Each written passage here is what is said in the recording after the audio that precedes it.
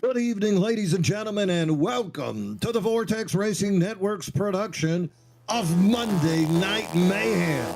The boys of the Moonlight Racing League are live at Dover Motor Speedway for the Stream to Serve 150.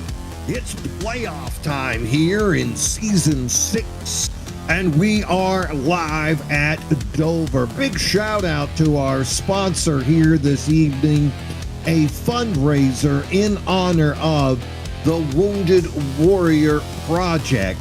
This is a MRL sponsorship that will go to the Wounded Warrior Project. All donations, you can see the QR code there, will go directly to the Wounded Warrior Project. Too wide in the booth tonight, Mean Gene Money, Zach Panzarella bringing you the playoff action. It's been a long road, but boy, has it been worth the wait. Round number 1, 12 men facing off on the grid tonight. Zach, can you smell what Dover is cooking? Yeah, I can, Mean Gene. This is one of our doubleheaders, our true doubleheaders, right? We just did 100. He's so excited he can't even talk. He's over here brimming with excitement. You can see the track. You can see the fans as we are preparing for battle here today. Again, all donations to this MRL sponsored fundraiser will go directly to the Wounded Warrior Project. You might not know that the mission of the Wounded Warrior Project is to honor and empower wounded warriors. Since 2003, WWP has been committed to post-9/11 wounded service members and their families, helping them achieve their highest ambition. Wounded Warrior Project provides life-changing services in mental and physical health, career counseling, and long-term rehabilitative care, all at no cost to the wounded warriors and their families. Fundraising through Stream to Serve helps ensure that warriors never pay a penny for Wounded Warrior Project programs. They paid their dues on the battlefield. Amen, brother. You couldn't have said it better any other way, and that is exactly why MRL has reached out to make this happen here today, live on Vortex Racing Network. Boys are on the track, getting underway with qualifying here. You might be wondering who's the fastest guy in practice, and that's gonna be regular season defending champion Colin Bollinger. Hey, Major David Owens making a rare Monday night appearance here after his big victory at Bristol yesterday in the Bonfire Premier Cup. Nate Lesko, regular season champion out here, also Rookie of the Year, third fastest in practice.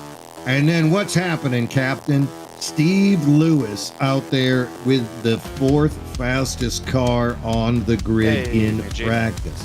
Buddy Sully rounded out the top 5, and qualifying is underway. Looks like Bollinger again with that massive speed as we're looking at him putting up a 22.609, slightly faster than what he did in practice. Of note, Colin was about 100th of a second faster than most of the other fast cars. So getting ready for that race and to go down out here on the grid at Dover. Last week, the boys did battle at Darlington. That was the elimination race to make it into the playoffs, and we saw an amazing mini chase almost. Remember, Eric Gambrell serving his suspension, watching to see which of the 3 drivers between Brandon Guerin, John Beverly, and Kenneth Redinger might take his place.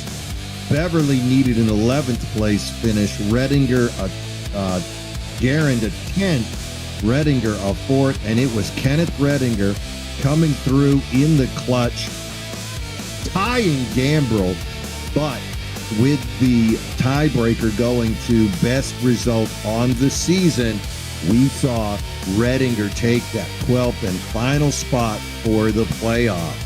Qualifying is over, and congratulations going to Colin Bollinger, as he is going to take the first pole of the playoffs here at Darlington. Colin Bollinger, congratulations, as you have won the Sim and Destroy Racing Company pole award here tonight. Joining Colin on the front row, gonna be the captain, Steve Lewis. Captain Crunch gonna be starting that number 88 in the second position. Buddy Sully and Grant Applegate firing off from the second row. A couple of Racing Tyrant teammates, both playoff drivers. David Owens gonna be starting in 5th place. Great to see Zero Chill out here tonight. Wonder what he's got in store for us. Maybe back-to-back victories. Jay Dargett going to start in 6th, the number 59, first to engage driver, looking for his best start, best finish of the season tonight. Could be the night for Jay.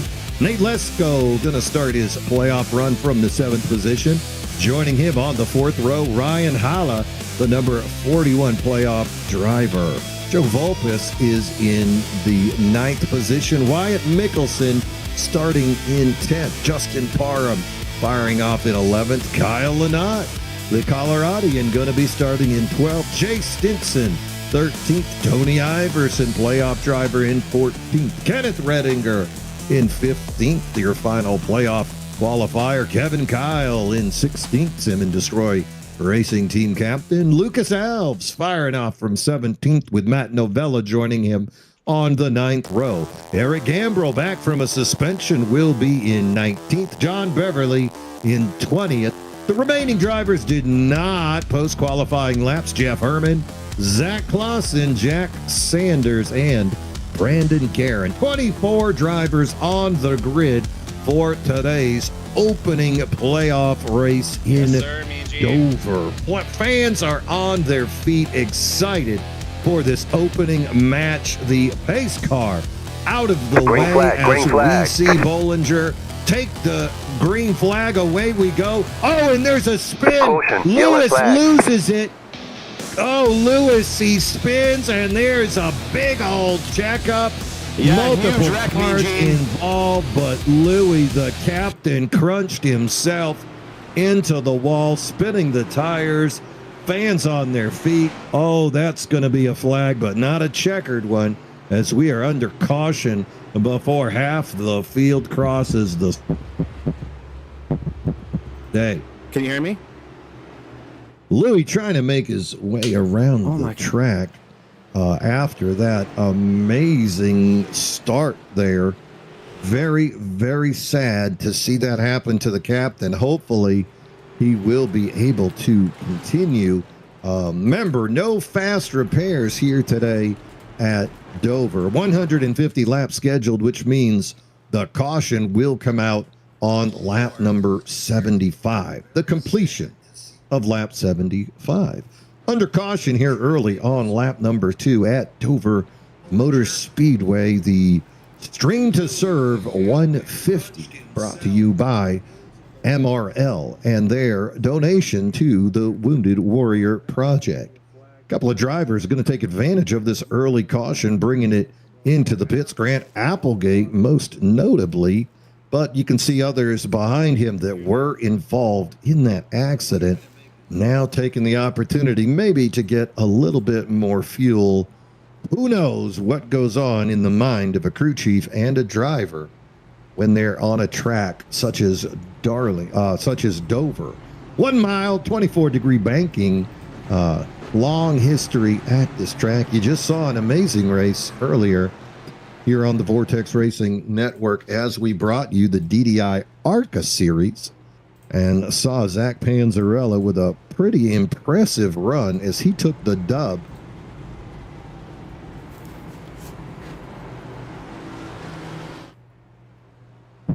Check.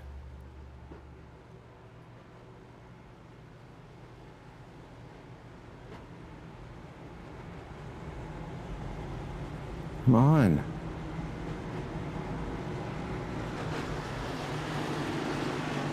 Yo, can you hear me? Can you hear me? Hello?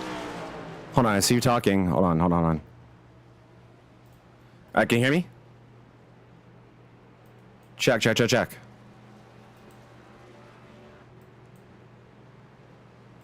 Why can't I hear you now?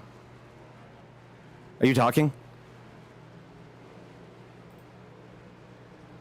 I can't hear I got you. You can't hear me? You still can't hear me?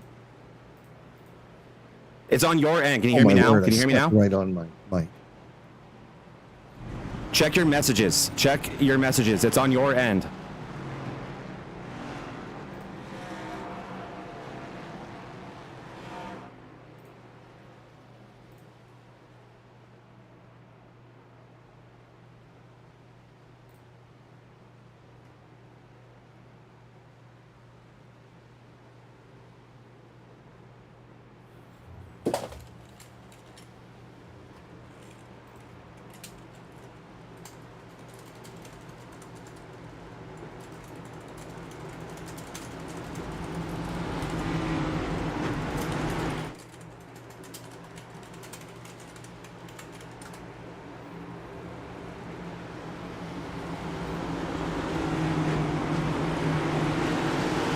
Hey, Mean Gene, can you hear me?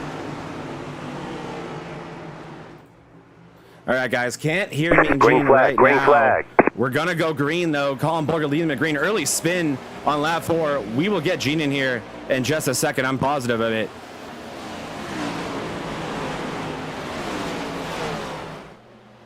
As we continue on, Colin Bulger with a huge lead early here. Doing a great job.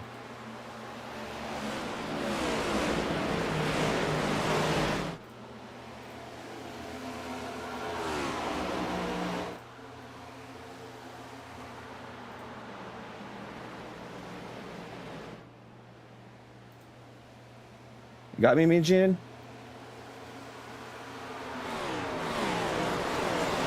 Because, yeah, still don't have Mean Gene, but we got this first race of the playoffs. An intense one indeed. This is going to be a fun one. Here at Dover, and like Mean Gene said, we did just have a race here that made this all types of intense.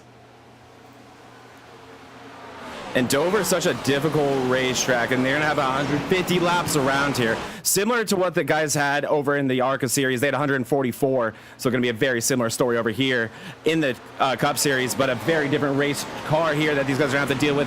Tire is going to be at such a premium here today.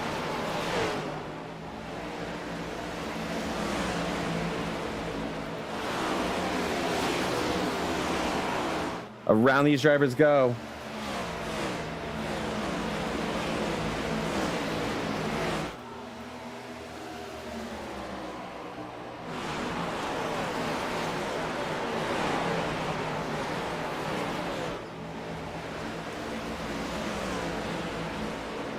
I'm going to reset. Oh, I got you. Mean Gene, can you hear me?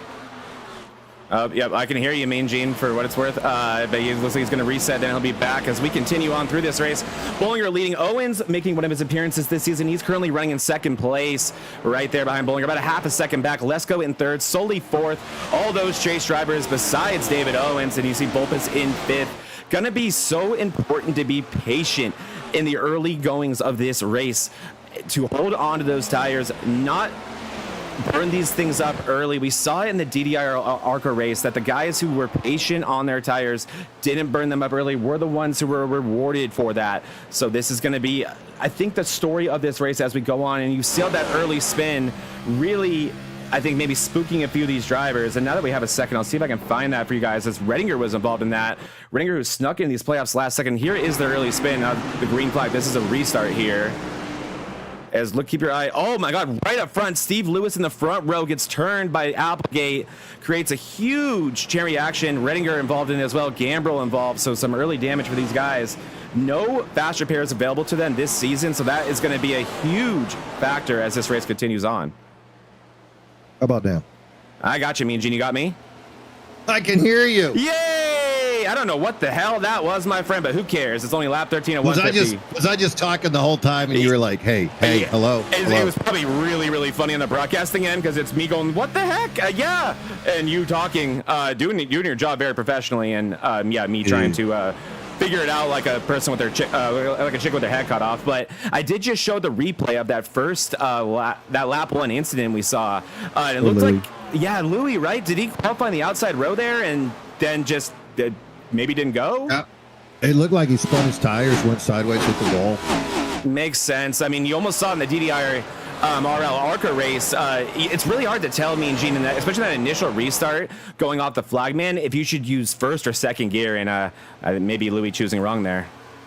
Oh, yeah. Well, we're at it now. Lap number 14 of the Stream to Serve 150. Mean Gene Money, Zach Panzarella finally communicating. For real this time. You know, it's weird because we're like, 6 inches away from each other, and we're just mouthing, and you couldn't hear anything. Right. It's the volume of these cars.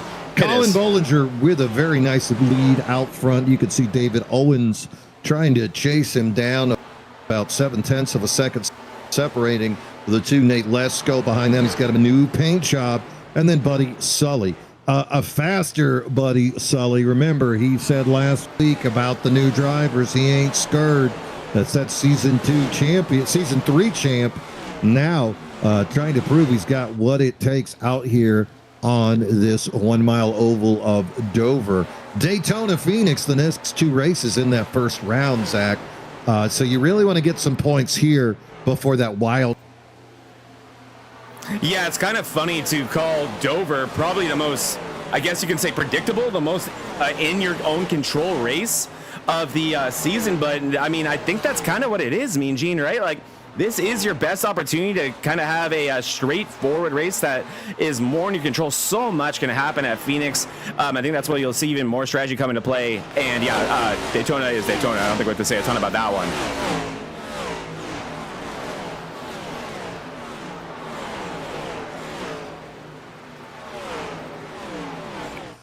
In fact, 13th place back is got a gap behind them, but Lewis especially, being that far back, will come under fire from the leader very, very soon.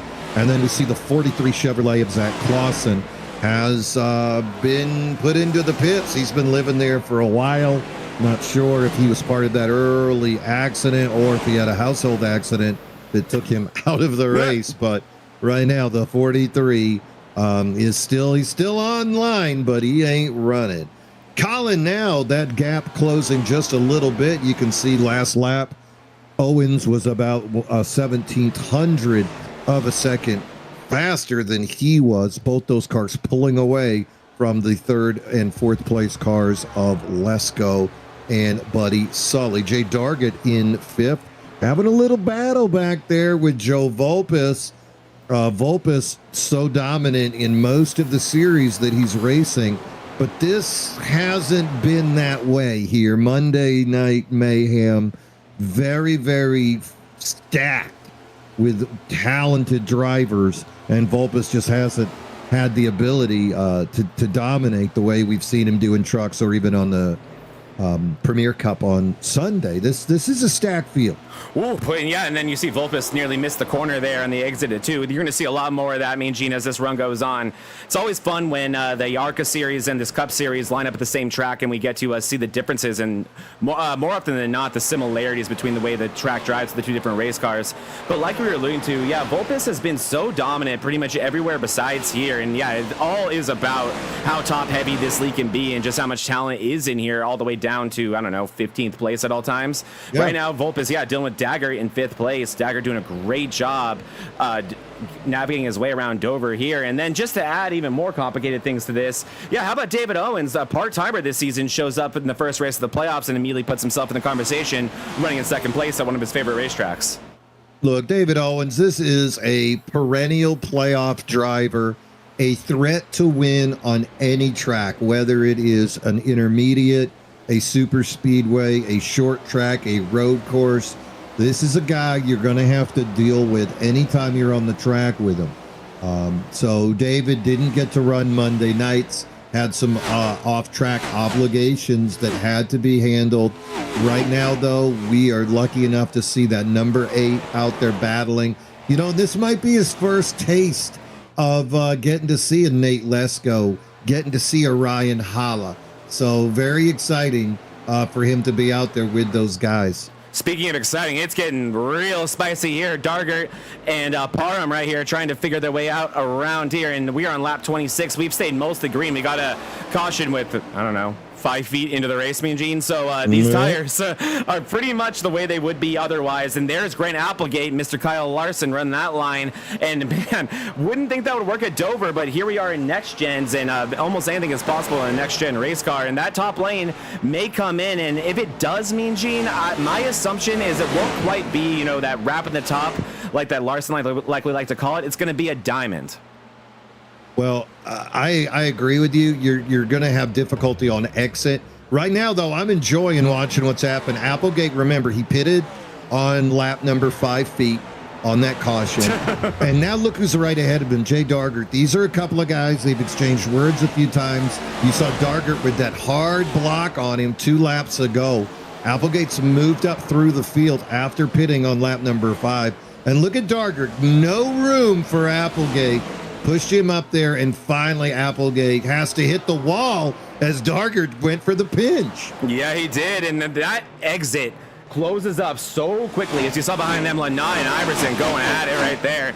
2 drivers that, I mean, kind of funny, Mean Gene, kind of a opposite of the end of the regular season in terms of the way this race has started. How many times was Grant Applegate on the pole or starting in the front row? And how many times is Colin Bollinger either not qualifying or qualifying poorly?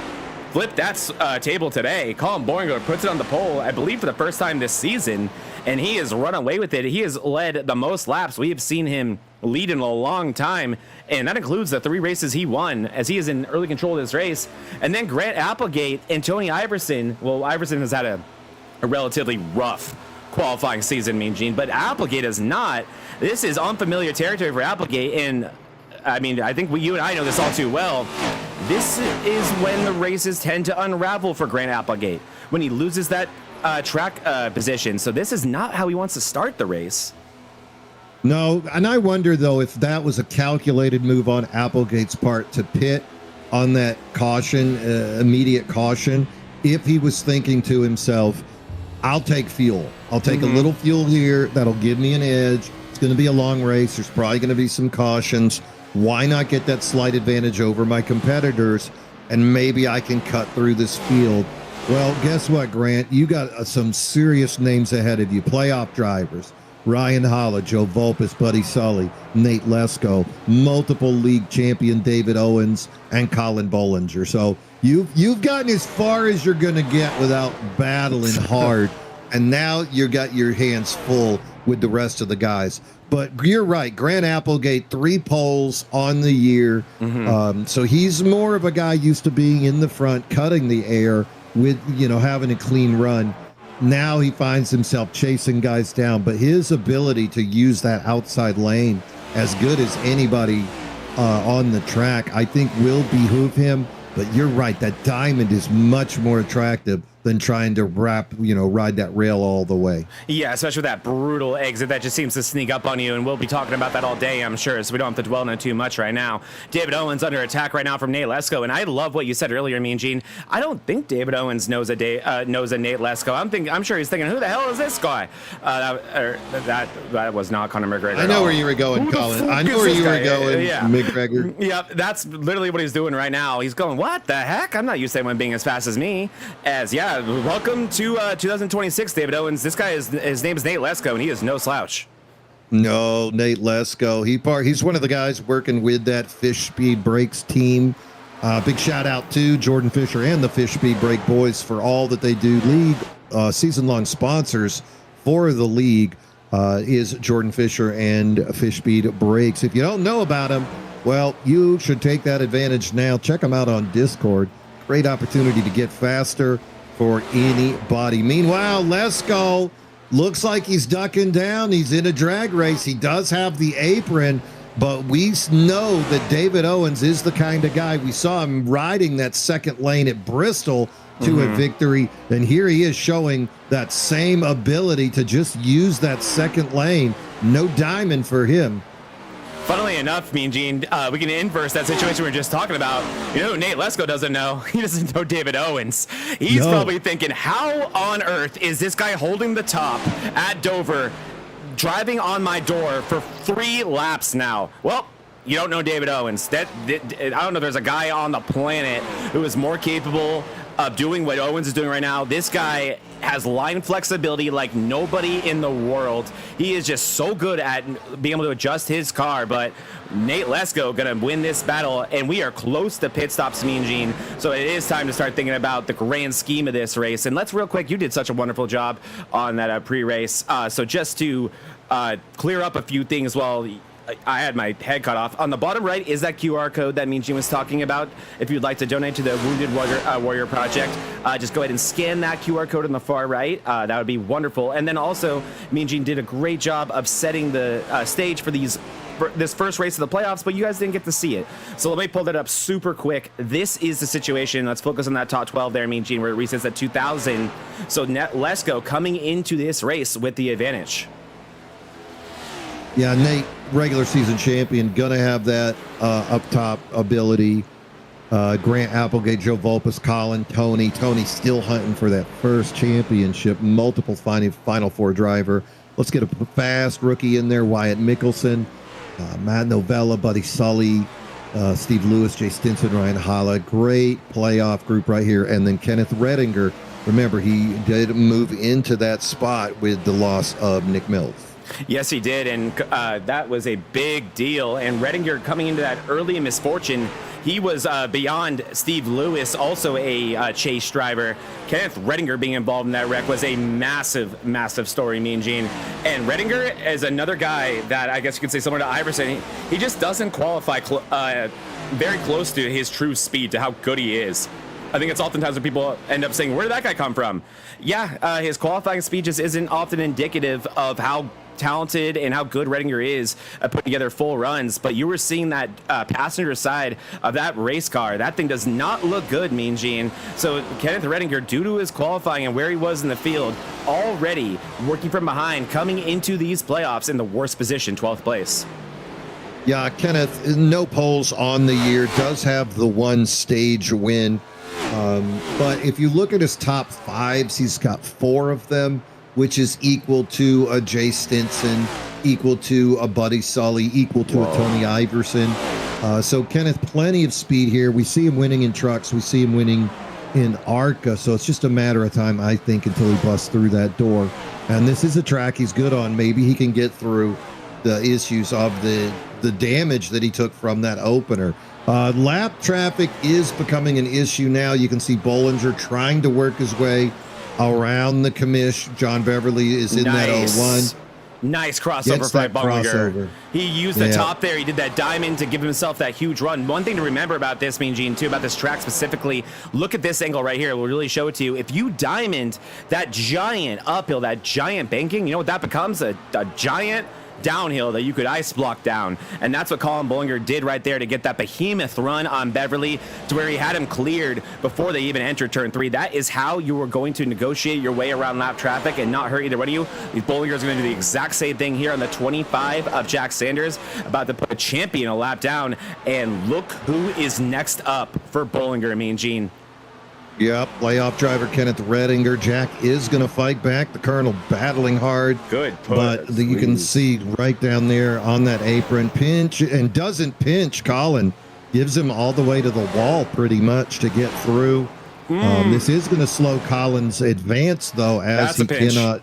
That's a pinch. That's a pinch. Boy, that's a pinch. That is not going to make Colin Bollinger very happy. He's lost a second to Nate Lesko during this, Mean Gene. Yeah, Nate very happy. Remember, though, Nate and David Owens battling definitely cost him Nate time. That distance. Yeah, so now this is it getting even. Here he goes. Clear of Jack. Now he's got Redinger. Redinger has his hands full of Mean Gene. He very, very, very much missed 1 and 2 last time around. Nearly hit the wall, had to check up big. I'm sure Bollinger very, very happy that he was not closer to him, but this is not going to be a pass that Redinger will likely make it very easy. Redinger is a class act. I'd be surprised for him to do anything silly here, but there's no reason to make this easy. No, and there it is. Look at Colin use that Nothing outside. you can do about it. And you could see Redinger's car suffering right there as Jack Sanders closed up on the 42 as well. I think so there's definitely issues with Redinger's car. I think Sanders taught Bollinger a little something there too, because you saw Bollinger, it took about a lap and a half and a second of time to complete that pass on Sanders, and it was on the inside, Mean Gene. And so I think he thought when he got to Redinger, not doing that again. I'm gonna put the squeeze on this guy just like Jack Sanders did to me, and I'm gonna make this pass a lot quicker. And he did. He got that one done in just one set of corners there. As Lesko gonna be in the pits. Yeah, Lesko had a front row seat to all of that nonsense and shenanigans, Brilliant and says, move "You know here. what? I'll just pit, and you guys can continue to do that stuff." And we're looking at about a 7 to 9/10 of a second fall off right now, me and Gene, as Bollinger going to pit now too. Bollinger saw that and he's like, I don't need to see anything more. I need to offset that. So you can assume if everything goes perfect for both drivers here, Lesko has cut that lead down to under a second, but that will not be enough of an undercut to take the lead of this race, as Owens will now inherit it. This will be the glorious part of the green flag pit stops, is who gets in and out quicker. Colin is very effective at getting in and out of pit lane, but Nate Lesko is as well. And with Nate being so far up on the pole with that track position, he ought to get out pretty quick. We'll just have to see. Nate, of course, he qualified 7th, whereas Colin, he qualified in 2nd, so or in 1st. So Colin is right on the line to get out. He's going to lose the lead here, I think, me and Gene. I think he might lose the lead here. I think I may be wrong here. Bollinger going to... Yeah, there he goes. Nate Lesko to the lead by pretty sizable of an amount. That had to have been an entrance and exit thing, because we're talking a second here, me and Gene. Yeah, exactly. And that's the glory of watching a green flag pit stop, is to just see how quickly you can get in and out. I know when I talk and work with those fish breed brake guys, you know, they're going to work on your driving, of course. They're going to work on the ability to get around the track, but also qualifying. That's where you're going to get your pit stall. And then entrance and exit of the pits, that's what's going to make those difference. And there it is, 1 full second. And we're not talking about mid-pack guys. We're talking about a couple of regular season champions and postseason champion in Bollinger battling here. And we're not talking about 1 second even, Mean Gene. We're talking 1.7, 1.8 seconds. Mind you, he was 1.3 seconds behind Bollinger. We calculated that undercut being about 7/10 on speed. And again, we're talking top of the line guys, the cream of the crop. They're not making mistakes. They're running the best optimal laps they can. So let's go 7/10. Damn, we're talking of 1.5 seconds that Lesko found there on entrance, and that can win or lose this race here at Dover. This is a 35 mile per hour. As you see Gambrill, who inherited the lead this race, come in for his pit stop. That was beautiful there by Gambrill. Man, that guy has figured this thing out quickly. But that is an easy. Caution is out, Mean Gene, and I don't know if I could have picked a worse time for that caution to fly. Dargert, the 59 Chevrolet of Jay Dargert having issues. Oh no. Let's see. I'm gonna have to rewind this one. Not even showing up in my soft. Oh, how did that not show up? That looked like a wreck to me, Mean Gene. What is happening here? He's about to go ring around the somebody was rosy. going into the pits. It was a combo. Oh, did he tie Dillon it? Watch this combo right here. So this is 1 and 2, though. I believe. I know, but watch what happens. I think Beverly was coming into the pit. And Iverson said, go faster. Oh, well, Iverson maybe he's just coming out of him with cold tires. And Iverson, don't have time for that stuff. Oh, no. Oh, no. Tony. Oh, my God. Oh, that is ruined. That car is destroyed. But we know what we got to do. We're going on board with Mr. Iverson. Are you kidding me? Someone get this man a new pair of pants. Well, he will never... this is a life-changing wreck for Tony Iverson, and Gene. If he wins the championship this season, this will be the moment. Okay, so he shifts down. He's trying to help out Bad Beer, saying, dude, just go. I got places to be, things to see. Shifts about the track, and now Dargert's going to spin in. Here we go. Oh. Well. That couldn't have been any closer. That could not have been any closer. Well, you know what? The Undertaker right there, surviving a grave, getting through there, but boy, he handed a tombstone over to There it is. I think Iverson threw a tombstone out the window to Beverly, and then Beverly passed it over to Dargert. Yep, just rest and okay. Peace. That's pretty much what Tony did there.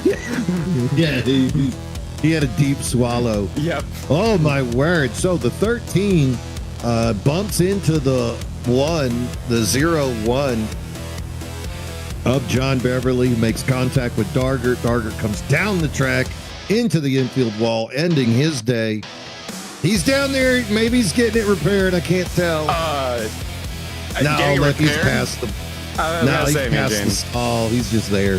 That thing is in several pieces. That I've never seen a side of a race truck a race car do what his did. That thing just completely disassembled, essentially.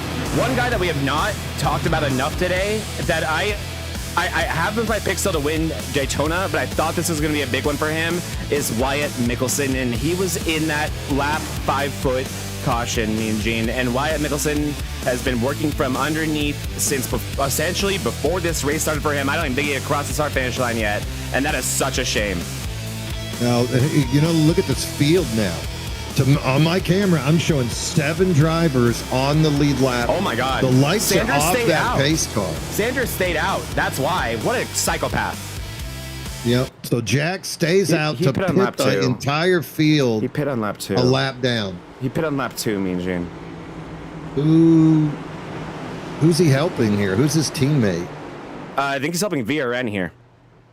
Owens? Green. Here we go. Owens and Beverly? Shocker! Maybe? Oh my God! The yellow flag is out. And he takes out Lesko. Oh, he gets Guerin. Looks like he smacks the 15 as well. That's Lucas Alves victimized. You know what? Go ahead and hit Parham one more time. Just Why for not? extension. Why not? What a...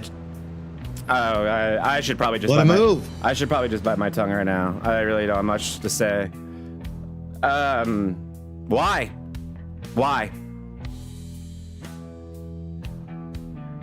Flipping the playoffs, race number 1 on its head. Colin Bollinger still in the lead as David Owens is in second. We can see Eric Gambrill in third. Gambrill missing the cut of Jack Sanders, staying out barely. Nate Lesko, John Beverly, what a horrible... Buddy Sully, Jack Sanders. So I think what happened is Sanders stayed out.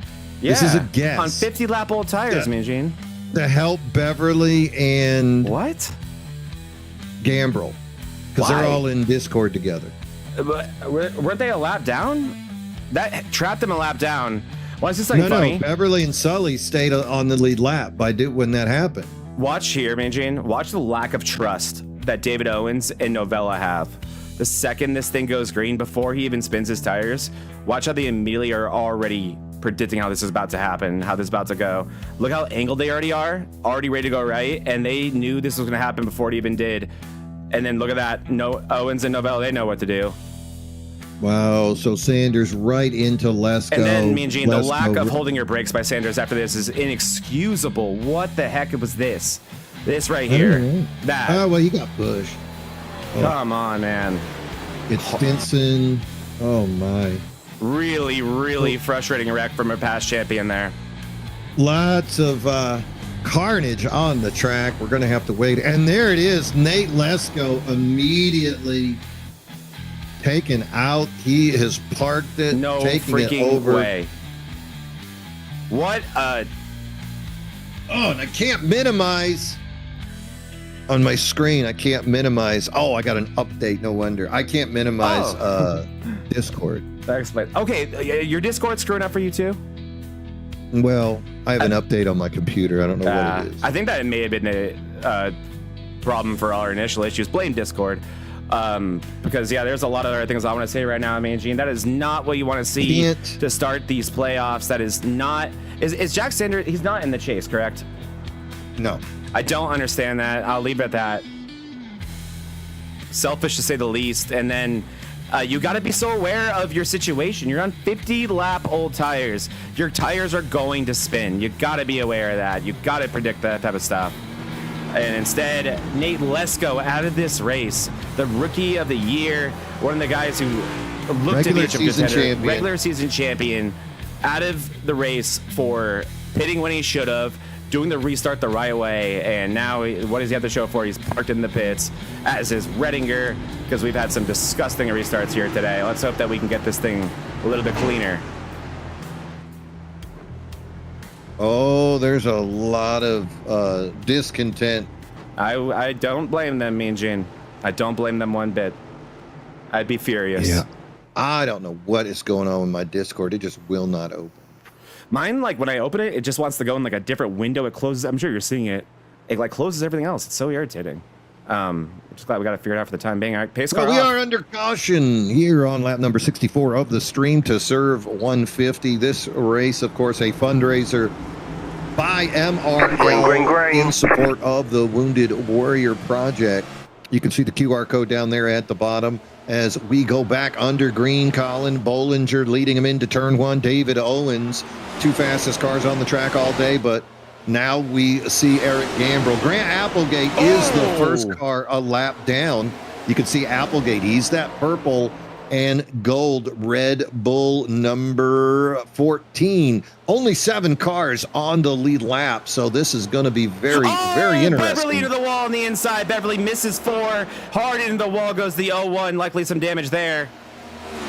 Not good for the commish. That is why Sanders did it. Oh, boy. He was on the lead lap. He's still on the lead lap, but he's milking that car around as we speak. Up front, we still see those same 2 guys battling. Gambrill, Buddy Sully. Beverly is 5th right now, but I would imagine he's going to come under attack by Novella and then Jack Sanders, last car on the lead lap. Big names a lap down, though, Zach. Look at that. Applegate, Vulpes, Lynott, Holla, Parham, Stinson, Iverson. And Applegate's third in the running Mickelson. order. Look at that. Applegate's currently fighting David Owens. There he goes. Applegate up to what would have been second if he wasn't a lap down for just insanity. But now Applegate is 1 spot away. He's going to really have to give Bollinger everything he has. He's going to want that lap back the hard way. He does not even want to be the lucky dog. If you're trying to win this race, Mean Gene, you can't be the lucky dog. But yeah, Sanders staying out for inexplicable reasons, trapping a lot of cars a lap down and then creating a wreck immediately afterwards. No one pitting after, so those cars stayed a lap down. So yeah, the majority of the field still a lap down, while guys like Beverly in 5th, who just wall up the wall, is still in the lead lap. So this race completely upside down, a little bit manipulated, if I'm being honest. But yeah, wonky. And yeah, we'll see. We'll just have to see if another caution comes out. Remember, end of lap 75, we will be awarding stage points. Top 5 drivers will be in contention for those points. Right now, Bollinger, Owens, Gambrill, Sully, Beverly being shown as the top 5. Novella has closed the gap. What a save by Eric Gambrill. God. Me and Jimmy, we're going back. You're watching this. You got to see this. Keep your eye on Eric Gambrill coming out of 4 here. This is some testicular fortitude driving, as you would say. This is incredible stuff here from Gambrill. Watch this. Wow. Whoop. That thing, I mean, just so I don't feel stupid here, let's see what it looked like in the cockpit. And Joe Vulpes behind him. Don't crash us. Right. There she goes. What a save, Eric Gambrill. Didn't even lose too much momentum there. No, and he kept the throttle down. He don't care. Yeah, that was some good driving. I was just actually talking to my wife about this guy, talking about guys who have the it factor, and the best example I could think of is Eric Gambrill. If there was ever a guy that you could remind you of, maybe Carson Hocevar or Ross Chastain a couple of years ago, it's this guy.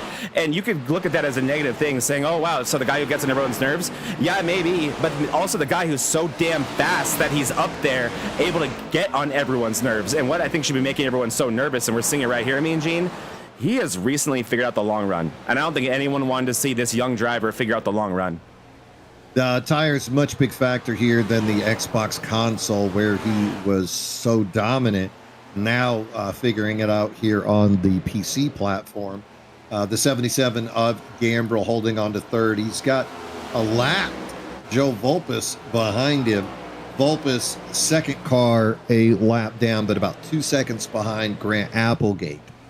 But this is a really fun battle to watch here as David Owens leads Gambrel around the track. You can see. Here comes Vulpes, but he's also a lap down, Mean Gene. Yeah, Vulpes trying to catch back up to Gambrel, to Applegate to be a contender for the lucky dog. Remember, mess. no caution at the stage break. And here it comes. We are about to complete lap 75. Colin Bollinger is going to get the 5 points. David Owens gets 4. Gambrel gets 3. Sully gets 2. He is so far Beverly back. gets 1. Look at how far back Sully is in 4th place, Mean Gene. What a disaster. Yeah, buddy's taking his time here. There is about 6 lap down cars in between Eric Gambrel and Buddy Sully. Second and third place are second and third in the, actually, no, I'm sorry, they'd be third and fourth in the running order right now with this cluster, you know what, race. As you see Vulpes, these guys got to go, Mean Gene. They got to go, and it's going to create this dynamic. It's going to be entertaining for us, but these lap cars, this is not the dynamic that I think we've ever seen here on Monday nights in terms of who has lapped and who isn't in regards to speed. Some of the fastest drivers, most of our championship contenders, are a lap down right now. Yeah, you got 7 guys on the lead lap, separated by about 14 seconds. If you go to the guys that are a lap down, you've got Applegate with a 2-second lead over Vulpes. Vulpes with a 2-second lead over Lynott. Lynott with a 2-second lead over Holler. And then right behind Holler, you can see Jay Stinson. And behind him, you can see Parham. A little bit of a gap. After that, back to Tony Iverson. And then Brandon Guerin, Kevin Kyle, Jeff Herman, Lucas Alves, all on the same lap. We do see 2 laps down would be Wyatt Mickelson. So he, I think, was the biggest loser of the Jack Sanders staying out with no fuel and no tires. We're going to have to come up with a name for that one. That makes the David Owens 101 class look like it's Sanders Gate? Yeah, literally. I mean, that is, I don't know. I'm not going to go anymore. And that's one of the most confounding things I've ever seen in a playoff race. Borderline disrespectful, but we'll see how we'll see how this pans out for these drivers. Completely has put this race upside down, stripped it away of a little bit of its integrity, but you never know where the cautions are going to fall. And right now, it has definitely made things very intriguing. You look up front, especially, you look at Colin Bollinger, and I think very importantly in relation to him, Grant Applegate. We said how important it would be for Applegate to get that lap back the hard way, and don't think that Bollinger doesn't know that. I mean, he absolutely knows that. He absolutely does not want to get Grant Applegate that lap back. He does not want Applegate to be in the same situation as him if that caution does fall. He wants him to be the lucky dog to where he is forced to start in the rear of the field during that restart behind the lap cars. That's the problem with being the lucky dog. Yes, you get to pit, but you're starting behind everybody. If that caution flies with 20 to go or less than that, there is no way, 0% chance you'll have enough time to get through the field to do anything about it. So it's a big thing here for Bollinger to keep Applegate behind him. And then you see drivers like Joseph Vulpes, and he has to be thinking about that same thing. Even though he is in the middle of this pack of lead lap cars, he can't care about that, Mean Gene. He has to find a way to get to Applegate. I'm looking at Discord. David Owens is not part of that. He's in the Racing Tyrant. He's been racing with me lately, yeah. David Owens is kind of just like this. So he's just saying the other drivers that were in there with Sanders would have been Beverly and Vulpes turns Lynott into Tony Iverson. Iverson around. The yellow flag is out. And another pair of playoff drivers affected. Hold on. They are. Radio's lighting up. Oh, shocker. I'm sure everyone in this race is in a wonderful mood right now, Mean Gene. I can't believe they have anything to say. Well, I heard Lynott getting into it with somebody earlier. Lynott, if he has anything to say, he has it to say to his teammate, Mean Gene, because this was Joseph Vulpes. Let's take a look at this. Maybe I'm wrong. Here we go. I mean, this would be the first and maybe last time I'd ever blame Joseph Vulpes for a wreck. But he has the 41 to the inside of him. I don't think there was contact. I think it was just a little net coat. I think it was Vulpes thinking a little bit. I think Vulpes was a little bit spooked by carving on his inside and maybe sent it a little bit too deep. I could be wrong. Let me find us a better view of this. I mean, I feel like a moron blaming Joseph Vulpes for anything, right? But let's see. We got to look at it.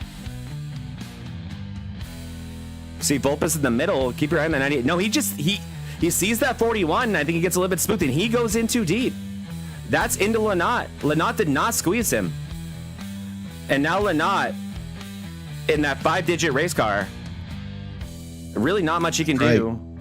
The 92808 Nick Mills special. Yeah, Kyle Lynott involved in that one. And then Tony Iverson. Kyle Lynott. Yep. Kyle or like Lynnick Mills. Lynnick Mills. Love it. Oh, that is a brutal wreck under the bridge here. Brutal wreck for the racing tyrant T-Rex of Tony Iverson, Mean Gene.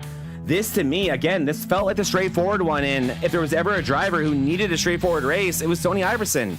And this is huge for him. None of his doing, nowhere for him to go. Front end damage. There goes the engine.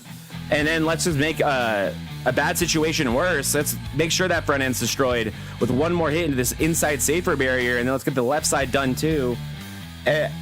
Could not be worse. Ryan Holla there in the 41 had every right to go 3 wide. He had every right to go 3 wide. That was not his doing to send that. Volpus just getting a little bit spooked, getting into Lynott, and more playoff drivers involved in massive incidents here at Dover. This is going to make Daytona important.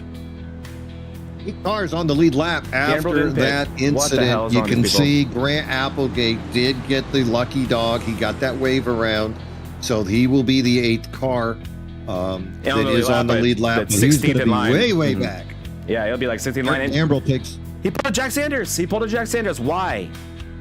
Who? Eric Gambrell did. He did not pit at all. Say. All right, so but what he did do by not pitting was he kept Parham, Stinson, Kyle. Yeah. On the, he kept those 3 guys on the lead lap. So we see that NMO chat channel making it happen with the another non-playoff race driver strategy, creating playoff implications. Gotta love it. But all right, so Gambrell is in the lead on the old tires. Let's see what kind of spin. Yeah, don't trust him. Here we go. Coming into the restart zone. Keep an eye on the 77. Green flag. 3, 2, 1, away we go. There it is. Nice and patient. Oh, he started slow. You got to do it. Oh, 3 wide. You got to do what Eric just did there, Mean Gene. You got to do it. Start slow and not wreck. Yeah, that's a realistic start. You're not going to hold the lead. You're just not. Ooh. So Colin Bollinger jumps right back into the lead. Eric Gambrell in second after his slow start. Novella really got advantage of that. Jumps up a couple of spots over the slow starting inside lane. Finds himself in third. David Owens now racing buddy Sully Beverly in sixth. Directly behind them, Grant Applegate way back. But what Grant has done is he has passed Jack Sanders. Still a lot of damage on that number 25 of Jack, so he's just kind of riding around in the back.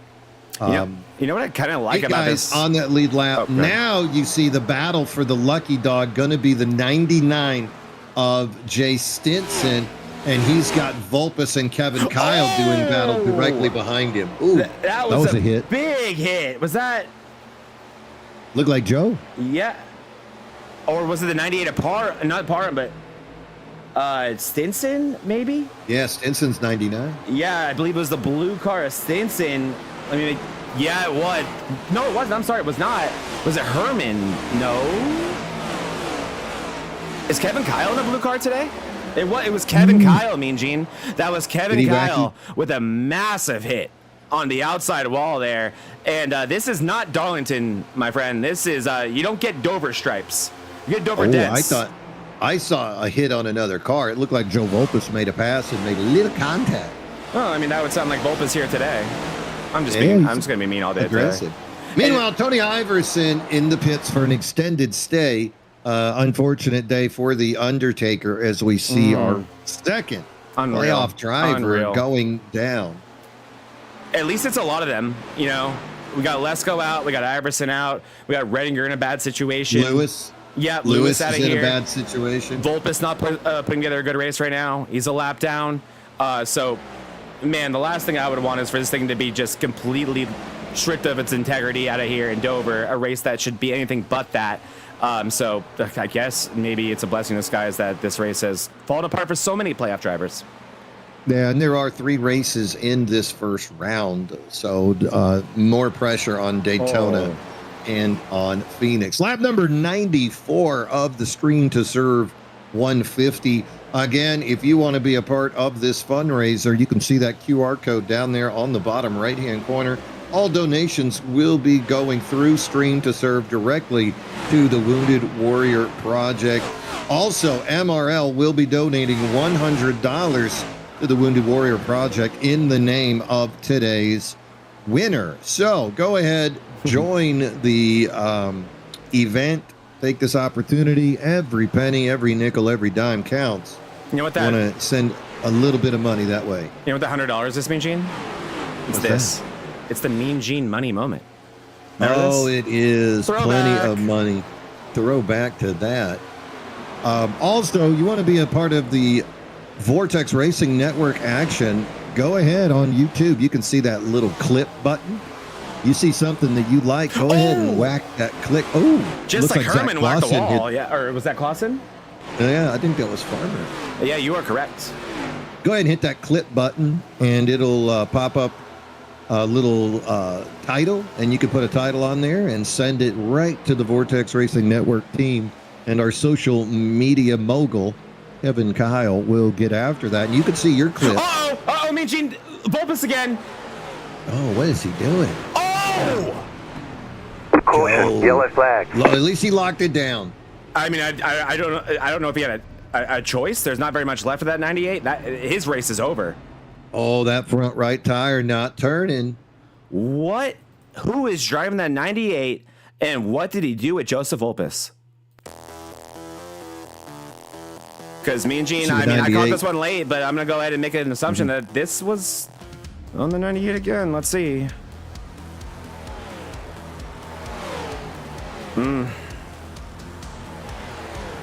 Wow. Oh my gosh, that's a knot. Well, I guess that was payback. Nah. Kyle Lynott and Joseph Volpus, they're going to have a fun conversation after this one. Teammates. Look at this for Lynott. Oh, that is actually the type of hit that for real Mean Gene gets you hurt. I hope Lynott's okay. Those are scary hits in the sim rig. Those are the ones that can hurt your wrist. Not expecting it. Really violent hit in the outside wall. Look how jarring this must have been for Lynott. Yeah, Volpus is still rolling somehow. Trying his best. He's like, I could still win. But Mean Gene, look at, I can tell you my worst iRacing hit of my life was very similar to this. Look how much Lynott was not expecting this. That had to have been a violent hit for that 988.21. Hope Lynott's feeling okay after that one. Yeah, there is Volpus rolling around for whatever reason. That thing is destroyed. Who was the first car that Volpus hit? Well, he got to the bottom of Beverly, and he got loose. He got loose below Beverly. I really can't put that on the 01, especially when they're all. Well, Beverly's not a lap down, Mean Gene. He's in the lead lap. He has no. Oh no, he reason. did. Volpus lost it and Yeah, went he right lost up it on into his Bev. own. This has not been a 2026 Joseph Volpus day, and coming at the worst time. But I guess, like we've said, if there's anything that's going to protect this amazing playoff field that we had lined up, I guess I'm kind of happy that yet another contender comes into issues. Brutal. So Volpus loses control, makes contact with Beverly, down the track, up the track. Yeah, Ooh, brutal hit. Right into Kyle Lynott. And did everything he could to lock it down. That's how you locked on a race car. He tried, and can't put that on Volpus what happened after he hit the wall, but I'm sure Lynott does not care to hear about that. So we see a lot of people do pit this time, and that allows Lap down. Jeff Herman, Brandon Guerin to take a wave around. I think Kevin Kyle gets a wave around. Yes, there was a rave around. You are correct. Yeah. So we do see 4 wave arounds, I think. Why is Parham not being waved And around? Jay Stinson was the lucky dog. Okay. Where is Parham Justin decided Parham? to pit. Is he out on the field? Are you seeing Parham? Yeah, there he is. So there he is. Yeah. Parham decided to pit, as did Ryan Holler So they did not get their lap back. and Lucas Alves. So they're going to They need did another not- caution. Excuse me. Yeah. Parham, Holler, Alves did not get their lap back. Looks like Wyatt Mickelson also chose to pit. Yeah, he has a lot of damage. So I mean, no he's point in still- being in the lead lap with a damaged race car, Mean Gene. Yeah, so he and Redding are both 2 laps down, and we see Kyle Lynott in the garage now. All right, so pace car out of the way. We're Green, keeping green. an eye on Bollinger. There's that green flag. Away we go. Colin Whoa. Bollinger. Got Matt Novella. Position. All right, so a little update. Looks like Jay Dargert has been released from the infield care center. What a shame. And will also be heading out. So the number 59 Chevrolet of Jeff Dargert, Jay Dargert. Hope to see him next week. Yeah, I Kyle really Lynott. do. Looks like Kyle getting into the ambulance now. Kyle Lynott off to the infield care center as well.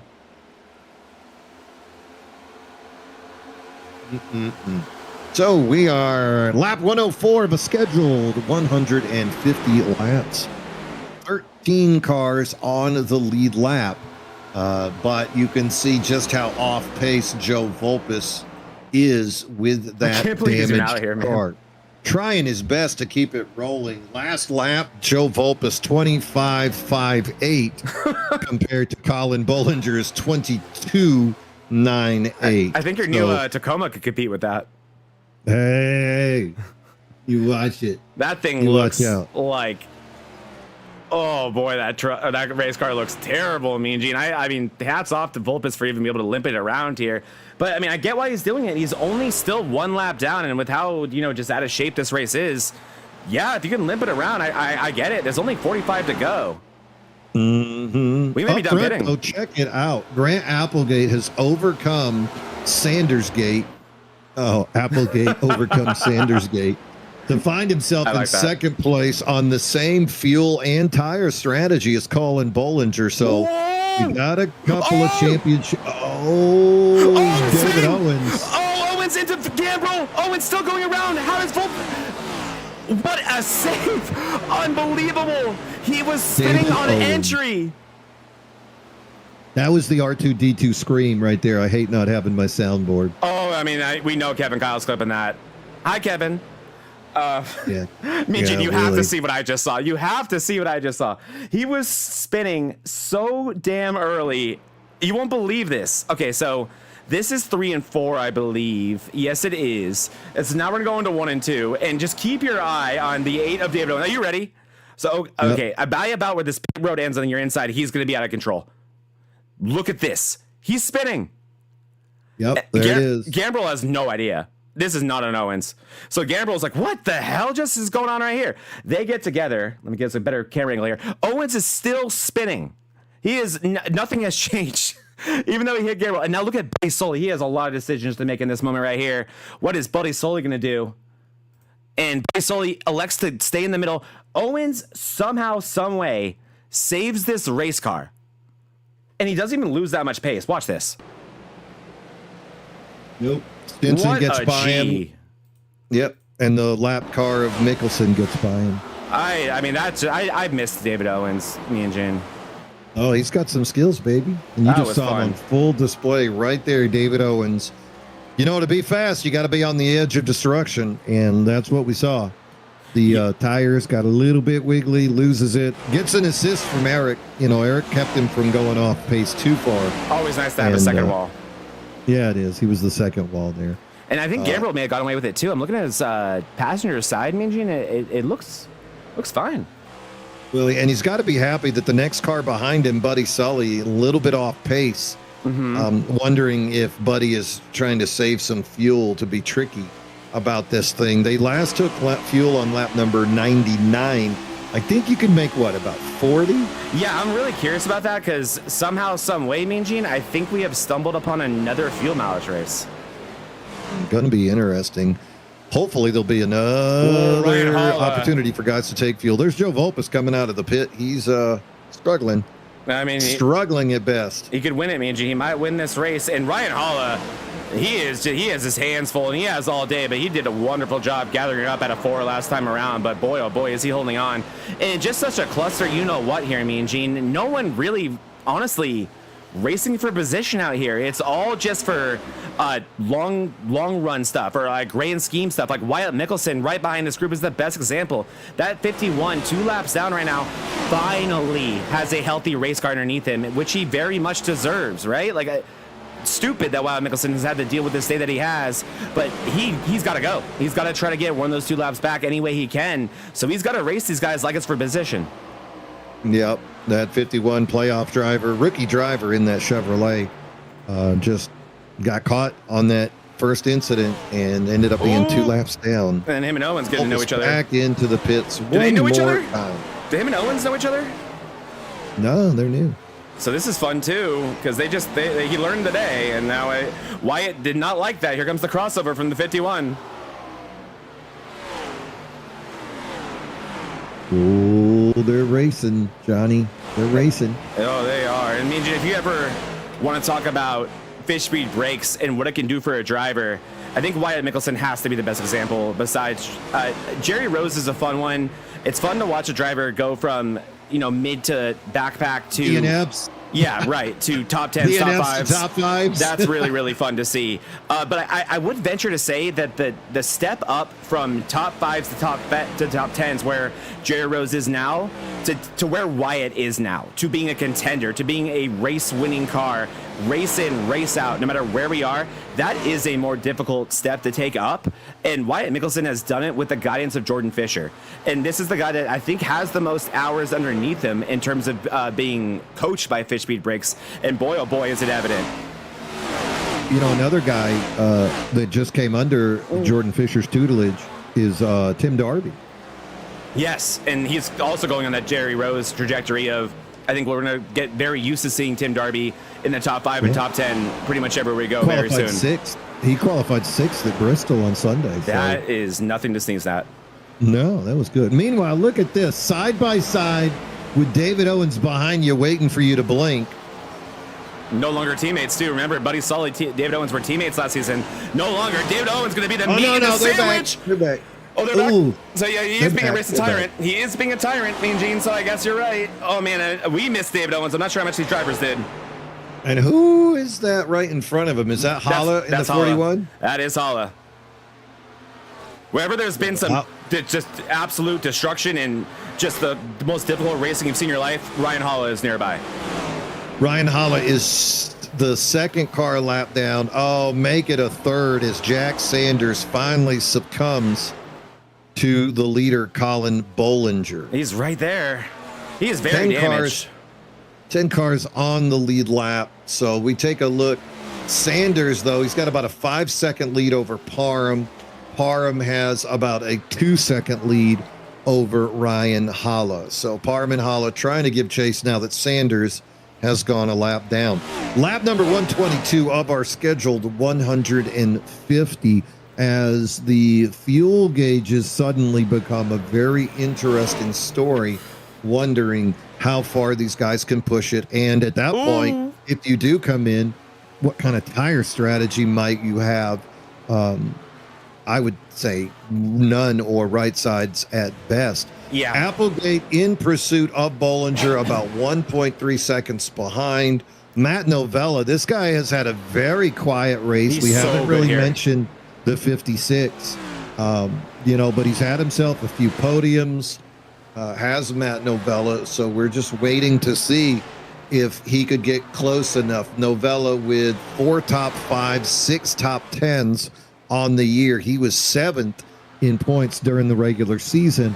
And, this is the kind of race where you want to be quiet, right? Mm-hmm. You don't want my name being called. The New York native putting on a great show in 3rd. And if there is a caution, he would get that restart on that 2nd row, giving him an opportunity maybe to give chase to Grant and Colin. Those 2 guys, the 53 and the 14, they got a history. They're going to race each other really hard. And that's exactly what somebody like Matt Novella would love to see. And Novella, no beef with anybody. Meanwhile, Bollinger Yellow and flag Applegate, is out. Yellow's a out, couple Mean of Gene. carnivores. Yellow's out. Did I will that into existence? Yeah, did. This is your fault. Is it my fault or is it my gift? I mean, for us, it's very much a gift. All right, so Jack Sanders, who just went a lap down, would be the recipient. Jack Sanders, who just went a lap down, would be the recipient depending on if he was involved in that caution. So we're looking at 10 cars on the lead lap, waiting to see who's going to get that lucky dog. I'm assuming that there will be a cycle of pitting for the 10 cars on the lead lap, thus allowing a possible wave around opportunity for some of these guys. Specifically, I'm looking at somebody like a Kevin Kyle, who just pitted back on lap number 117, or Vulpes, who pitted on 112. Vulpes, of course, dealing with broken car, finds himself 14 laps down. So pace car is out. We are under caution here on lap number 127 of our scheduled 150. You're watching the Vortex Racing Network as the pits are open. In they come. And it looks like Bollinger, Applegate, Novella, David Owens is going to stay out. And there goes everybody's shot at a wave around. So David Owens slamming that door on those drivers. We do see ahead of Owens, though, Jack Sanders is that lucky dog recipient. He's zipping around the track, getting back on the lead lap. But big news has to be David Owens choosing to stay out on the track right now. That's going to deny the wave around opportunity for the other drivers. Looks like maybe Parham, who was ahead of David Owens, he will get a wave around. So it looks like Justin Parham, that number 19, is also going to get the wave around. We'll find out once they come around to the checkered flag with 2 to go. So Parham waiting to see if they're going to let him zip around that pace car. Behind David Owens, who last pit on lap number 99, we do see Bollinger, Applegate, Novella, all these guys pitting on 127. Now, Colin only took right side tires to make sure that he was ahead of the rest of these cars. I would too. But Applegate 4, Novella 4, Stinson taken 4, Eric Gambrell, Buddy Sully, Brandon Guerin, Jeff Herman all taking 4. John Beverly still on the lead lap. But boy, he lived in the, look at the size of that pit stop there. Yeah, for sure. And I mean, Gene, let me, this is actually one of the times where I could actually give us some pretty valuable information. Because again, this is a doubleheader. We just went here in the ARCA series. I promise this will at least be the second to last time I talk about this, that I won that race. But Patrick Cowgill did take 2 tires at the end of that race. And if he had not missed his pit stall initially under green, that could have worked, Mean Gene. So it's by no means over for Bollinger. I understand why he prioritized track position. I don't think Owens has a chance here. I don't think Owens could do anything here. But I don't think it's over for Bollinger. It's going to be all about how quick he can complete this pass on Owens and how far away he can get from the fresh tires. Yeah, the big deal, of course, is going to be David Owens. He's not going to be an easy pass. Pace car out of the way. Keep an eye on the number 8. He does have control green. as we go green. Applegate on the inside going with him. Remember, Applegate and Owens are in Discord together, so I'm sure that was a caution. Caution on the track. No! Wyatt Mickelson, another... looks like cold tire situation. Sideways. Looks like Holla might have been involved in that. Let's take a look here, me and Gene. This will be the restart. Oh, no. Were these guys catching up to the field? Come on. No. Oh, my word. It looks like a car just turned hard to the right. Oh, it was in front of them. It was in front of them. Okay, good. That would have been horrible, honestly. Okay, maybe over here? In front of them, was it Garant? Oh, no. It was Jeff Herman. It was Jeff Herman. Okay, I apologize that I have to put the camera on you, Herman. Well, let's take a look at what you did. Did I do that? Yeah, I think fresh tires, right? Or maybe old, right? Yeah, actually, either or, right? Old tires. Yeah, he just grabs a handful of throttle and around she goes. Look at Garen up front, me and Gene. Look at Garen. He did the same thing. Did you see that? Yep, and then look at that. Mickelson into him.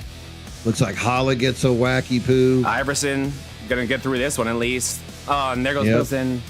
I think Mickelson may have gotten out of this mostly scot-free. Well, it looks like he got whacked by Holler a couple times.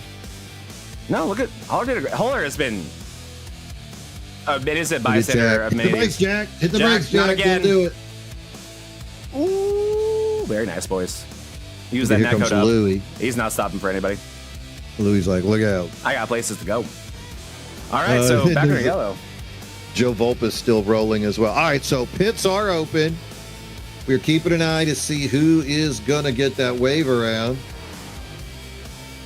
May Looks not like be Kevin any. Kyle It's gonna be zipping KK. around. Okay, I was going to say it's likely not the first car a lap down because I'm sure a few of them hit something, right? If you are involved in the caution in any way, that includes a 0x. If iRacing thinks that you had anything to do with it, you're not getting that lucky dog. So I'm assuming it was not the first one a lap down. But Kevin Kyle, nonetheless, that's big, Mean Gene. That's one of our playoff drivers going to get that lap back. It is. Now, Kevin will still be a lap down, but he is going to join Lucas Alves and maybe Brand. I can't tell. I think he might be the first guy a lap down. Yeah, he is. Him and Alves, because I think it's still showing Parham, Sanders, and Guerin. There they go. Now they finally hit lap number 131. Yeah, so Kyle will be battling Alves as the only two cars one lap down. And then behind them, Jeff Herman's still in the pit. We're going to have to see what happens to him. Holla, Redinger are now going to be shown a lap down as well. Yeah, it's going to be an interesting one, Mean Gene, as it looks like the pace car getting ready to pull off. And every caution we get in these situations is great for our leader of David Owens with that risky strategy to elect to not pit at all. Yeah, now we keep see if he spins. Yeah, I mean, he did a perfect job that first time around. So all he has to do is keep doing what he's doing, keep buying himself time, and keep hoping for cautions. Well, and he did what he needed to do, which was let Grant Applegate get by Colin. Colin He's really a botched that one. teammate of Applegate. Not a good restart, and also very uncharacteristic of Colin. I don't know if we've seen Colin botch a restart all season. Well, I don't think he botched it as much as David was holding up the field and counting down with Grant. I could see that. And we're going to see it again now that they control. We're going to see, what do you like to call it, your okie doke? The okie dokie, as Joe the Gunner Yeah, I would think say. we're going to see that okie dokie. I think Owens is going to go and then not go and let Grant get right in front of him. It's going to be something cute. Colin trapped on the outside. Here we go. Away we go. Good start there. Let's see. Yeah, Bollinger right on him. But look at Grant on the outside with momentum. Brings it down, and here we go. There's your okie dokie. Yeah, that was pretty picture perfect. Oh, wait a minute. It's not good. Oh, it's going to be good stuff. And don't look away from that 56 of Matt Novella. No, Novella loving what he's seeing, and behind him, Gambrel also very close to the action. 17 laps to go here before we crown a champion at Dover for this Stream to Serve 150. And here it is, Applegate versus Bollinger. Owens in third on old tires, then Novella, Gambrel, Stinson behind him in chase. There it is, Owens and Novella very close to each other. These guys are really going to mix it up. These are like you said, they're not in Discord together anymore, but gosh, they know how to race together. This cannot last long. If you're Matt Novella, you got to make quick work here. Owens is only going to be going slower than you. There it goes. Great pass by Matt Novella. Time to work on Applegate and Bollinger, and his best friend is going to be these two and their relationship with one another. Yep. Meanwhile, looks like Gambrel, Owens hits the wall. Gambrel's going to get around him now. Buddy Sully diving down below, trying to get around Owens as well. Jay Stinson gets around cleanly. So Owens traveling the wrong way. But again, part-time driver. He's just here for the lulls. Up front, look at Applegate almost cut the nose off Colin Bollinger. 13 laps to go. How is Colin doing this, Mean Gene? He's on 2 tires. Unbelievable drive from that 53. If he's able to pull this off, Applegate, who has had a lot to say about Colin Bullinger and his success this season. This guy has 5 wins, does that 53. And if you ask Applegate, he probably says he deserves about 1 or 2 of them. If Colin can pull this one off, there's nothing you can say now. So a little battle going on for that lucky dog contention as Kevin Kyle has about a half a second lead over Alves, but there's no cars separating them. Jeff Herman taking it to the pits, that 87 having a rough time. Up front, lap number 139, Grant Applegate, Colin Bollinger. Wow, Colin. I think Colin, with only 11 to go, maybe has 1 or 2 more shots at getting after Applegate. But Zach, like you said, the 4 tires on the 14 of Applegate versus the 2 on Colin, he might only have 1 shot at this thing. Yeah, this thing feels signed, sealed, and delivered, unless I guess that driver's name wasn't Colin Bullinger. That's the only reason. Oh, that was huge. Did you see that, Mean Gene? Colin Bullinger absolutely nails the wall on the exit of 4. That right side, yeah, you can see the damage. That's not good for that 53. This may now become Matt Novella's chance. Don't forget, he has 4. He can do this track. And also, 10 laps to go might not seem like long, but it's enough time for tires to become a factor. Matt Novella just needs to start dwindling it down now. But Colin Bullinger, if there was ever a chance with those 2 tires, I think that was it, Mean Gene. I get why he did the 2, I really do, but I think he was assuming more people would do it. Colin Bullinger, I think for the first or second time this season, with a dominant race car, and somehow I think we not end up in victory lane. How ironic is that? Hey, I'll tell you what, another playoff driver. How about Jay Stinson? He just zipped around Buddy Sully and Eric Gambrill. That number 99 Chevrolet got himself up into 4th now. Top 4 drivers, all playoff contention. Gambrill, odd man out of the top 5. Yeah, I think you might be right about that 53. I just don't know what he's going to be able to do, especially now with the damage compounding on top of just the 2 tires. But if there's a guy out there that could get it done, I would say it might be that number 53. He is a fast man, regular season champion last year, 2 years ago, playoff champion last year. So this guy, plenty of speed in him. Meanwhile, Grant Applegate, the defending playoff champion from last year. These are the 2 guys you wanted to see. They've had a great duel all day long, even amongst the chaos. Applegate fighting to get back on the lead lap. And ever since then, these 2 guys have just been showdown. And then me and Gene, here we are on board Colin Bullinger, and Caution, yellow caution's flag. out. That changes everything. David Owens off pace. Yeah, it appears that it is Owens. Yeah, Owens away from the field here. We'll take a look at this Wyatt one. Mickelson got him. No, he didn't. Got him. Oh, Mean Gene, what else? Got this happening to my soundboard right now. What else is this race gonna have? And there's Kenneth Redinger. Why not, right? And Wyatt Mickelson gonna enter into 3 and 4 here.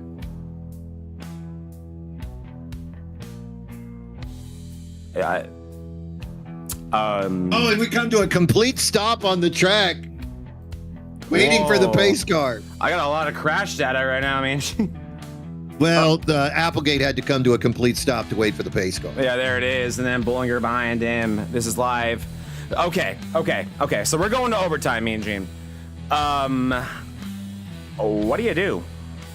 Well, I think you have no choice. You have to ride it out. 2 laps I agree. is not enough time to pass 5 cars. You stay out. I think so too. You stay out. Unless And I you're think in at some point- 8th or worst, you stay out. Right. Exactly. Now there is a number where you say, why not? Let's come down. You know, looks like Mickelson coming down maybe to get a little bit of that Laps down damage too, though. looked at. Yeah, and he's not on the lead Well, I lap. think it's a Meanwhile, lap. you can see Lucky Dog zipping around. That's Ryan Holla is our Lucky Dog. Good for Holla. There he is. And yeah, I agree with you. And if you're Applegate, no way, right? I have the advantage over Bullinger.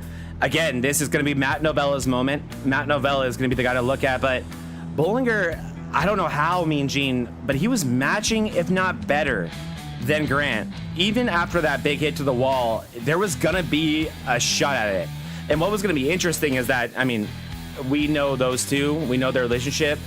I think we both know what Bollinger would do if he was close enough with one to go. Now he will be. And the speed is in that 53, especially in a short run. Anything can happen here, Mean Gene. I mean, don't be surprised if Jay Stinson wins this race.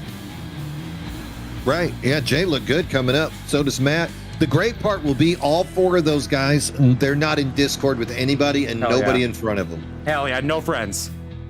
Nobody's got friends. This is all straight up. Like, Grant's not talking to anybody. No tyrant is up there with him. Bollinger, he's been all by himself all year. Matt Novelli's got none of his NMO buddies up there to help him, and Jay Stinson has no Venom guys. This thing is just wide open. All bets are off. I love that. No cooperation, no okie dokies in this restart, which means anyone can do it. And with so few cars in the lead lap, that's only going to make things crazier. I think we're going to learn a lot about who's going to win this race and how these overtime restarts going to go within the first couple seconds, Mean Gene. Tell you what, and the other thing, boy, the intensity and the aggression has just jacked up to the 10th degree here in the playoffs. So four wide here in the back, trying to figure it out. We're four wide. That's how intense it is. Mm-hmm. You gotta love it. All right, so we can see David Owens falling into line. 11 cars on the lead lap. Grant Applegate is your control. He's got that 14 on the inside. Outside of him is the 53. Away we go. Great start by the inside lane. Look at Novella. Novella crashes. The yellow flag is out. He got Bollinger.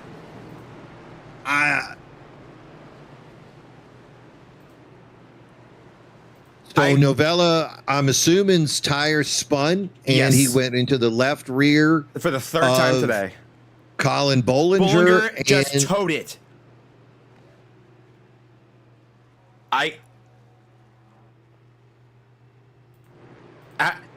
Have you ever been as speechless as? Nope. Let's go in car. Oh my gosh. Go in car of the 56. Come on, boys. I'm assuming that he just spun the tires. Let's just go real time, yeah. Here we go. This is on board with Matt Novella. Yep. It's when he went to shift. Yeah, he spun him. Nothing he could do there. That's just bad luck.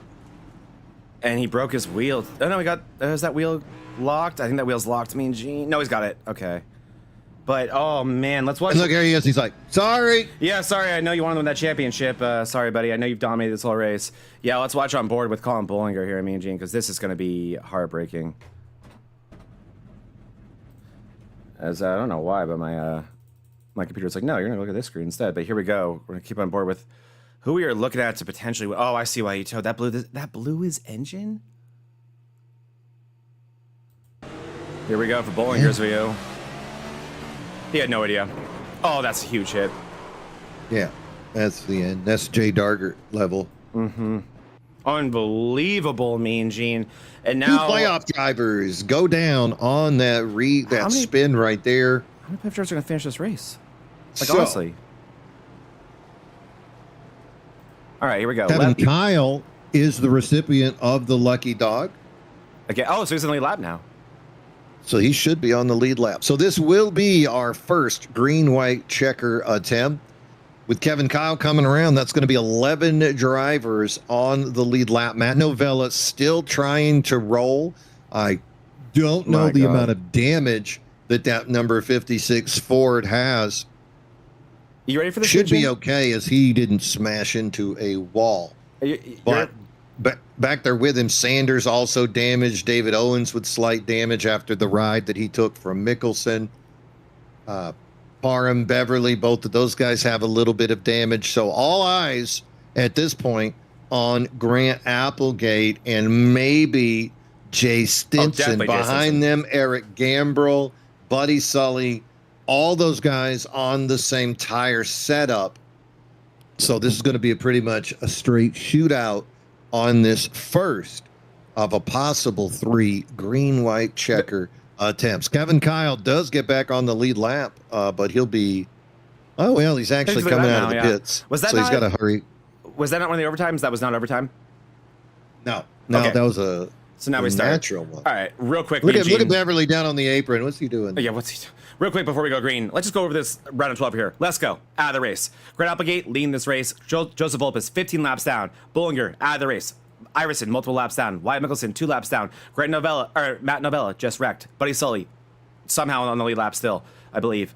Yep. Steve Lewis, first wreck. Jay Stinson, second place. Ryan Holler, 1 lap down. Kenneth Ranger, multiple laps down. Are you kidding me?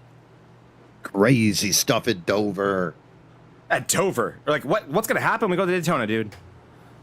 Oh, my. I think there'll be a hit list. All right, Mangy, let's try this one. What are we doing? We're still look at there we go. Garen's got it under there now. All right, pace car's out of the way. Keep an eye on Applegate. He's rolling underneath him. Jay Stinson looking for an advantage. Away we go. Like he shot out of a cannon. Boy. Nobody with an answer for that. Grant Applegate. It's happening again. Brandon Garen sideways. It was Novella again, Mean Gene. Novella and Garen. I think it was Novella again. Let's take a look at this one. Keep your eye on that 56 and what number's Garen? 57. 57. Oh, there you go. All right. Overhead view here. Garen blinking out. That doesn't help. Novella on the inside of him. That's on Garen. And Mean Gene, remember on that last restart, Brandon Garen did the same thing. He just got saved by the wall because he was in the outside line. He did not get that last restart right, and he did the same thing the next one, and that's gonna collect Redinger too. Why not?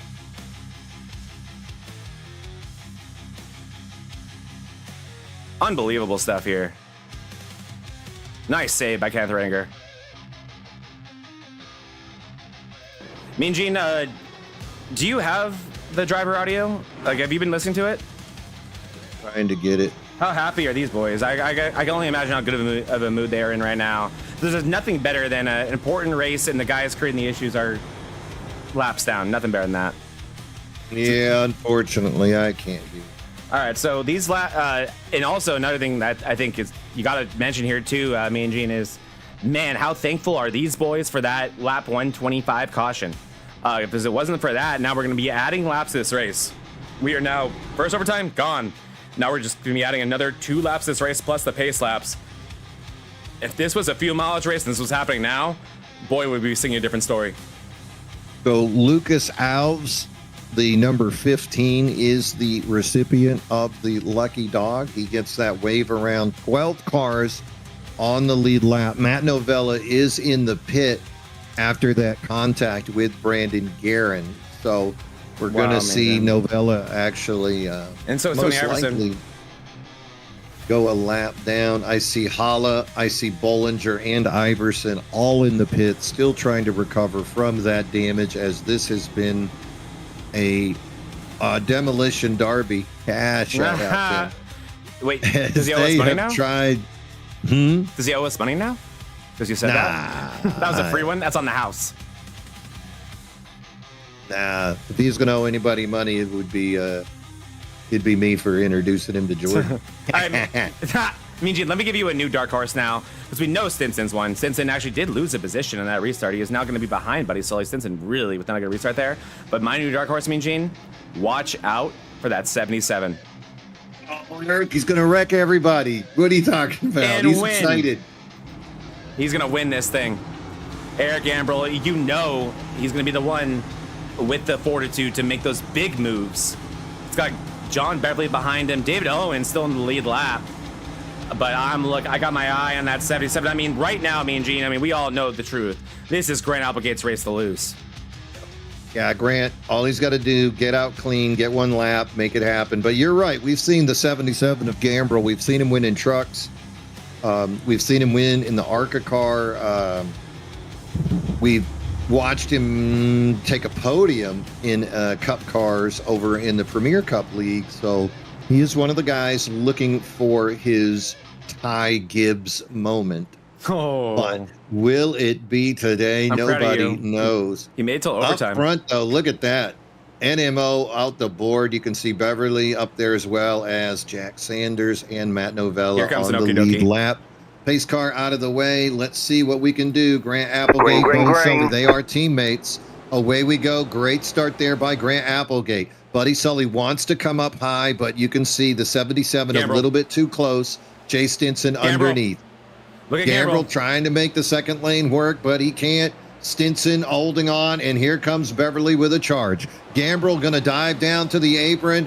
It's almost there. We're coming out of turn 4. Are we going to get there? I believe we are. Mean Gene and Gambrill. He needed to complete that pass. Grant Applegate just needs to put together a perfect set of 2 corners, and I don't think there's anything the 77, the 21, or the 99 could do about it. Grant Applegate, your defending champion from last year. Now here he is into turn number 3. He was a lap down after Sandersgate, battled his way back, beats the field, and Grant Applegate's going to win the Stream to Serve 150 here at Dover. What a drive by Applegate, Mean Gene. This race did everything it could to make it as ridiculous in Daytona/Talladega/iRacing Super Speedway like as it could, but we still come out with one of the best, most dominant drivers of the season. Our defending champion gonna start off the playoffs, but getting a win. And don't forget, Mean Gene, that this time last year, Grant Applegate had never visited victory lane in this league, and he didn't get it until he won that championship. Oh boy, I doubt these guys sharing this playoffs with him are happy to see this. No, they did not want to see it, but he's up top. Grant Applegate with the win. Second place, Eric Gambrill. He was the first driver out of the playoff picture, and here he is on the podium. Jay Stinson going to bring it home in third to complete the podium. Buddy Sully 4, Justin Parham 5. Novella holds on for 6th. John Beverly going to take home a 7th place finish. Jack Sanders 8. Kevin Kyle gets back on the lead lap, finishes in 9th. And David Owens going to round out the top 10. Woo, calamity here at this track. Yeah, and speaking of calamity, Mean Gene, let's just go through that top 10 real quick. And this time I'll just name to you guys the guys who are in the playoffs. Grant Applegate, Jay Stinson, Buddy Sully, Matt Novella, and Kevin Kyle in 9th. That's it. And now we go beyond there. Kenneth Redinger, the guy who snuck into the playoffs at race 12. He needed good finishes immediately. He could not afford this, and it was not up to him, and he did a great job recovering. Mean Gene, Kenneth Redinger ended up at 13th place after a tumultuous day where he did nothing wrong. Wyatt Mickelson, the one that probably irritated me the most, the one who deserved to have a shot at this race, someone who I knew was going to have a race-winning race car, and we never even got to see it. Wyatt Mickelson ends up 5 laps down because he was a victim of so many other people's horrible decisions. Wyatt Mickelson going to end up in 15th. He's going to be fighting from the underneath. And then Colin Bollinger, a past champion of this league, the guy who's won 5 races this season, who led the most laps today, and it's not even freaking close. He ends up 16th, 10 laps down. That's what you get to show for being dominant here at Dover in this race here today. And the hits don't stop there, Mean Gene. How about 19th place, Joseph Vulpes? I didn't even know this was possible. I didn't know it was possible for Vulpes to finish 15 laps down in a race. I generally thought no matter what would ever happen to him, he'd always be okay. Nope. Today ended that. Vulpes, 19th place. He was so good all regular season. It's going to be like none of that ever happened when we get to Daytona next week. Tony Iverson, I mean, I guess we should have expected this. It's been just the worst season of Tony Iverson's career here in MRL, and 90% of it, including tonight, has been no doing of his own. Iverson needs to figure out his qualifying, because that is why this continues to happen. He was too deep in the field around where the incidents happened, and he paid for it again here tonight. And I think probably the biggest story leaving here today, Mean Gene, has got to be the guy who finished in 23rd place. Nate Lesko, our Rookie of the Year, our regular season champion. Nothing to show for how fast he was. No, big disappointment here today for the number 10. Guy wins the regular season, comes in and is just part of that wreck early on, immediately to the infield care center. Didn't have an opportunity to talk to Nate. So we're just hoping everything works out well and we'll get to see him next week at Daytona. But very, very interesting race. The strategy of the NMO boys to stay out to back-to-back times, keeping the rest of the field down really creating interesting circumstances, which to me I thought was going to pay off for Colin. I thought Colin was going to be the guy that walked away with this thing, and then you saw Novella spin, and you could see his wheel. We did the in car. You know that was just bad luck. Yeah, well, you can call it bad luck, me and Gene, but I'm gonna go ahead and be honest here. I've been mean all day today, so I'll keep it going. No, it's not. It's a lack of execution. You know the situation. You know you're on old tires. You know it's already happened today. Jack Sanders took out half the field, making an inexplicable decision, not in the playoffs, ruining half the playoff driver's day by staying out in a horrible situation for himself, to where if it had stayed green after that, he maybe had 3 or 4 laps of fuel left, to where he had to pit anyway and just ruin those guys' day while he's not in the playoffs. You see that happen. You're affected by it, and then you don't know to dial it back on a restart. I know it's late in the race. I know it's hard to do. I know you have to go for all of it. I get all that, Mean Gene, but I've always said this. When the inverse is so much worse than just being conservative, being responsible, I have a hard time understanding those decisions. I have a hard time understanding a lot of what happened here today. I have a hard time understanding non-playoff drivers who have won championships making the decisions they made today to put playoff drivers in horrible situations. And then I have a hard time understanding the lack of learning as this race went on. For the greatest field we've ever had here on the VRN, the greatest field that the MRL I think has ever had. It's nothing against these drivers.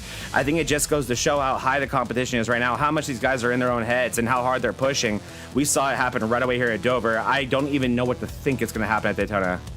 Well, we'll see. Maybe later in the show we could get Jack Sanders in here and ask him if could have been a team move. I mean, because what he did kept 2 drivers, Eric Gambrill and John Beverly, on the lead lap. I mean, neither one of them are in the playoffs. But hell, you want your teammates to win, and that move right there could have been the open door to let Gambrill get his first win, or Beverly get his first win of this season. So we'll see what we can do. That is going to wrap up the regular part of our show. We are going to go right into the post-race part of the program. Thank you so much to Tony Iverson for sponsoring this. Still the High Side Hustler Motorsports back when this was made, but now they are the Racing Tyrants. And again, there will be the QR code on the bottom right-hand corner. If you'd like to make a donation, Screen to Serve, to the Wounded Warrior Project, you can do it right through that QR code. And thank you to MRL for their $100 donation on behalf of Grant Applegate to the Wounded Warrior Project. Speaking of Grant Applegate, let's bring him up here, defending champion and winner of the first race in the round of 12. Grant, Mean Gene, and Zach Panzarella on the booth. Got your ears on? Yes, I do. Well. They tried to keep you down. They got you a lap down early, buddy. Yeah, the start of that race was something. Yeah, but we came back. That's all that matters. I'm not going to bash nobody over it. Oh, we are good. And let me ask you this. You did... Check that out, Mean Gene. You pit immediately on that caution after 5 feet. Why did you come in and pit? Were you checking for damage, or what was the logic there? When Steve spun his tires, I hit him and got about 30 seconds of front end damage. So That makes sense. And then when Jack Sanders stayed out, only 6 or 8 cars were on the lead lap. You were a lap down at that point. At that point, was it just go time? You knew you had to cut through that field? What's going through the mind of Grant Applegate at that point? When Jack was the leader, I was hoping to get a semi-decent start and just get ahead of Novella and then ride around and see what happens. But then he died immediately, and I was like, well, this is not good. What do we do now? Because, yeah, it was just... Because then you don't expect another caution immediately. Like, well, we didn't get one, obviously. So then I'm just like, I guess take off and see what kind of speed I actually have, because I hadn't been up front all night. So then I took off on that restart, and I was like, oh, I'm second place car, a lap down. That's good to know. So yeah, just riding around behind Colin. We kind of keeping him in touch in case he put anybody a lap down. I could just try to pass them and stay the free pass and hoping for a caution, and thankfully got the caution to put me back on the lead lap and got back to second, and we had that restart, and we had several restarts there towards the end, but I had the restart where I got ahead of him, and then the restart where I think it was Novella got loose and got up the track into him and killed him. So yeah, all that's just unfortunate. I really wanted me and Colin to have a clean shot at one another, because I don't know who was the better car, but yeah, it just was hoping to get a clean race to the end there, just so that there's no asterisk or nobody can say, oh, but Colin led the whole race. I'm like, well, okay, I guess, but oh my gosh. Yeah, just, I'm with you. I understand where you're coming from, but you and Colin seem to be the two cars that just continue to put on a show out there. Even while you were a lap down, you showed that you clearly had the speed, but I'm imagining since you were a lap down, there was really no need to challenge him because you knew you had that lucky dog spot lined up. I challenged him for like the first 10 to 15 laps of that run. You can watch me trying to run the high side and stuff to try to get around him. But once I realized I wasn't going to be able to do anything, I was like, let's just back it down and not kill the tires. So Get out of the dirty air. Was it a priority of yours to not have the lucky dog, or were you okay with the lucky dog? Or I guess it could help it. You obviously would not have taken it, right? But did you? So at that point, you just accepted your fate and like, okay, I'll just take the lucky dog and just hope that everything falls my way. The problem with the lucky dog at this track and at that point in the race was we only had like 8 cars on the lead lap. So even if I get the lucky dog, that puts me like 20th. Exactly. That's what we were saying in the booth. Yeah, like it's so much worse. Was trying so hard to get to the lead. I was even like, Colin, you got a 2-second lead. Just give it to me. Dude, like, right? No. I was like, oh. Did you actually ask him? Fine. Yeah. That's amazing. Right. I was like, you should offer to Venmo, man. Yeah. Well, I mean, Nice. I got a shiny nickel. Yeah. Yeah. Unfortunately, his race ended the way it did. But yeah. He got his karma for that.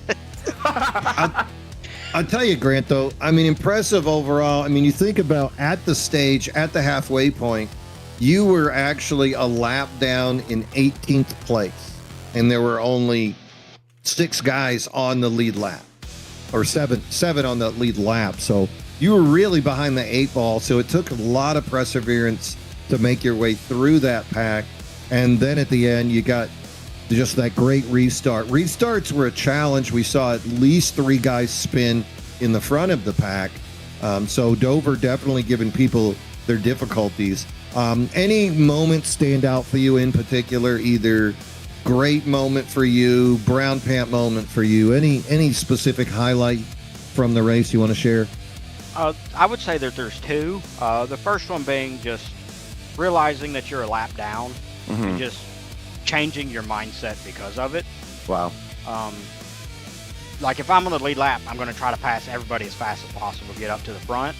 But the second you go a lap down, you're just like, well, there's no point to push it hard. Like push it to be the free pass or whatever you need to do. But just the mindset of like, we don't need all of it right now because it means nothing. So just don't overstep it for no reason, pushing for nothing. And I think there's a lot of guys here tonight that did do that, and that's why I want to bring that up, because the whole Jack Sanders thing, putting everybody a lap down, whether it was intentional or not, people just have to realize you're a lap down. You just wait. Like, you're not fighting for anything at that point. You are a lap down, you're hoping for a caution, and you need to not be the caution. Because that free pass could always be the caution. And there you go. Is that easier to say when you are the lucky dog? Because how big of a priority was it for you to make sure you were that lucky dog? Because you were the whole time, right? No, I think Novella and Vulpes were ahead of me. Okay. And I had to run them down at one point. I'd have to go back and look at it. But I definitely think those 2 were ahead of me at some point. And yeah, just like, I feel like especially if you're not the lucky dog. Like the lucky dog's the only one who needs to push, and the only reason he needs to push is because he needs to keep it. You can lose it by doing dumb stuff. I mean, yeah, just if you're 2 or 3 cars behind the lucky dog, you got to pass 3 cars to get the lucky dog. You ain't gonna pass 3 cars. Like, I mean, it's just not gonna happen unless you're way faster. It's not gonna happen, especially like if you go a lap down on speed. I know, rambling a whole bunch. Just you missed your pit box today, Grant? I missed it by like a foot. Like it didn't cost me anything. Way to find it. I'm just saying that because I'm doing a replay right now and I just saw it and I was like, I did not even know that happened. Good recovery, buddy. I know. It's Yeah, not there like was last. there was definitely a lot of aggressive driving out there today. I think the playoffs just kind of brought that up a notch. Then you add in just people hunting for that first win. Lots of private storylines for each of the drivers, looking for respectability, looking for that opportunity to get up to the front. And this track just proved to be very difficult here today as those lines were unfolding. I'll tell you what, I don't want to cut you off too quick, Grant, but anybody you want to give a shout out to here today? I just want to, before I do my shout outs, back to the pit road real quick. Last week at Darlington, y'all were confused what happened. My tires were unclicked. So that's why I sat in pit road for like 10 seconds. And lost all that time. So I remember watching the broadcast and y'all like, what the hell's he doing? He's just sitting down there.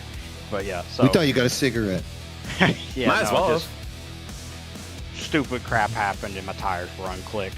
So yeah, that sucked. But anyway, quit rambling. Appreciate teammate as always, especially David.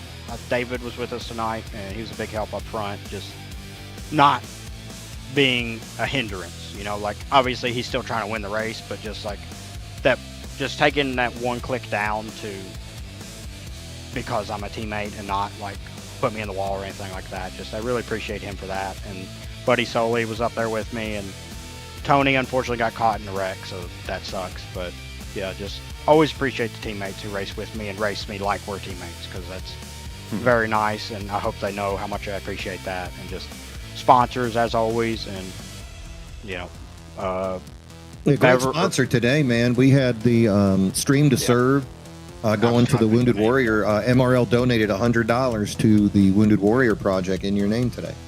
I very much appreciate that. That's badass.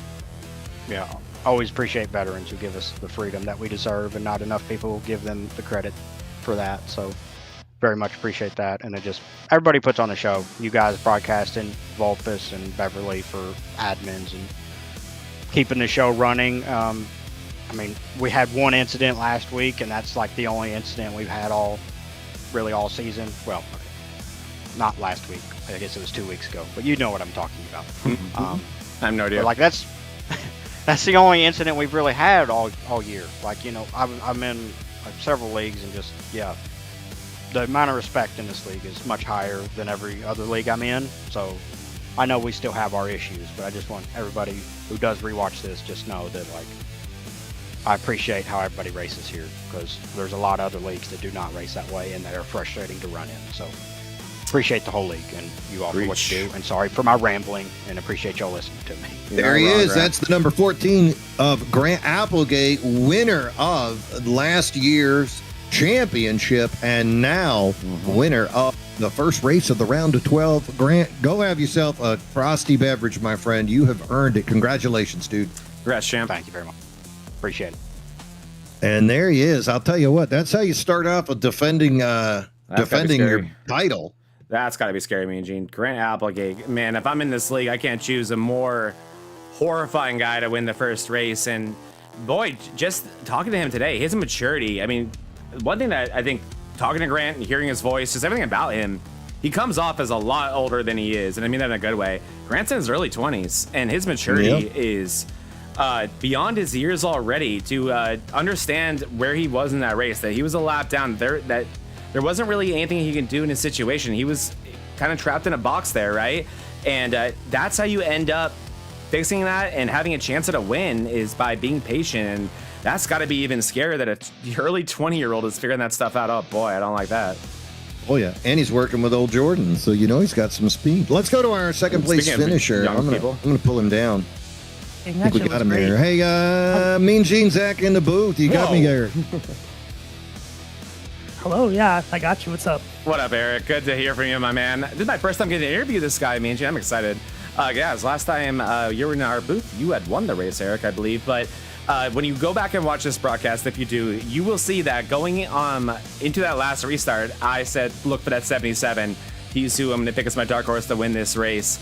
What was your mindset going into that last restart before we talk about the rest of this whole thing?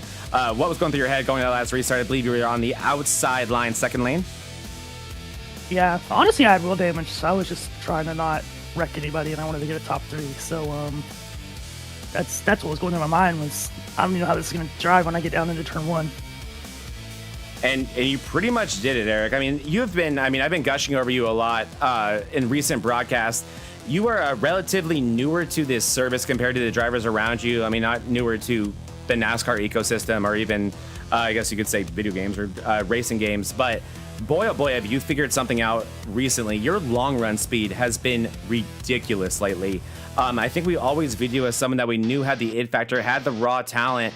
But I mean, I can tell you when you were passing me back in the day, I was like, cool, I'll see you in 20 laps. Now I'm seeing you 20 laps later from that, thinking, oh my God, how is he so much faster than me?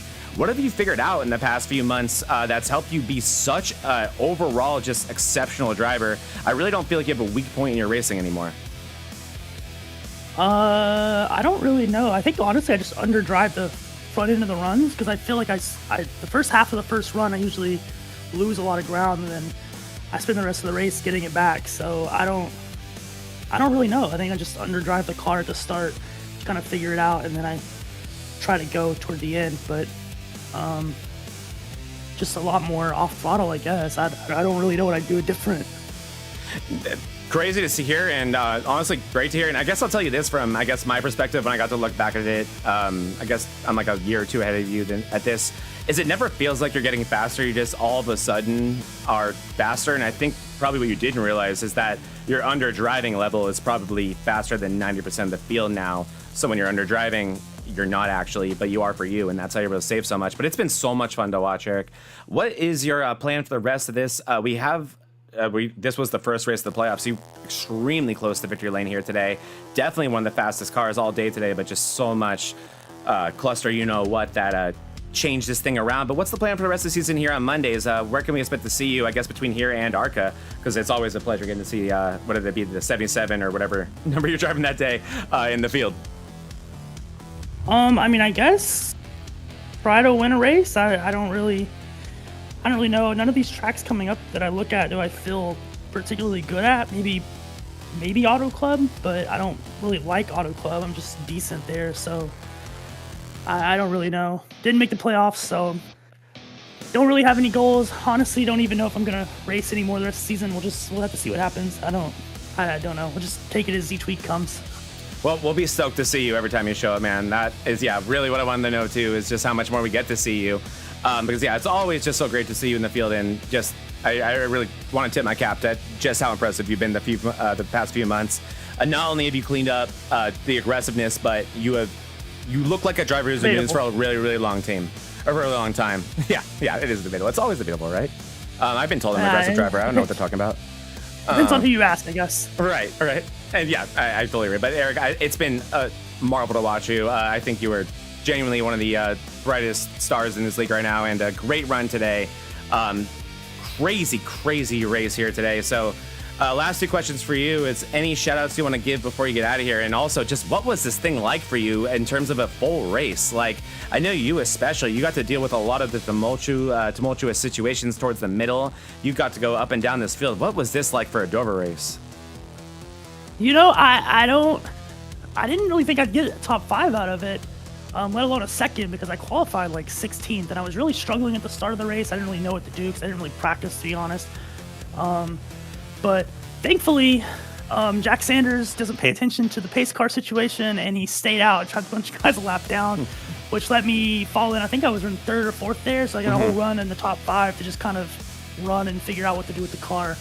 And then from there, it just was kind of like I was just sort of chilling. I was trying to get a top 5 out of it because I didn't think I'd get anywhere near that today. So cool deal with that pit cycle. Car was just, I don't know, it would drive in, it was just tight, and then it would just snap loose on the exit. And so I was like just really trying hard not to crash. So and then really glad I didn't have to make any green flag. Well, actually, I made 1 green flag stop, but I didn't have to finish the stop. I only had to roll in because the caution came out while I was coming down. So that's good. I hate green flag pit stops here. It's like bridge to bridge. It's like a nightmare. Totally agree. Especially here. Wreck or speed or what's going to happen because this car just does not do bumps very well at all. Yeah, it is a handful to drive, and you had to put together a full race there. That was an absolutely a marathon and never a sprint, and it was a lot of fun to watch. Exceptional job today, man. Hope we get to see you more on either series on Mondays, because it genuinely, again, is always such a pleasure. Any shout outs you want to give before we let you out of here?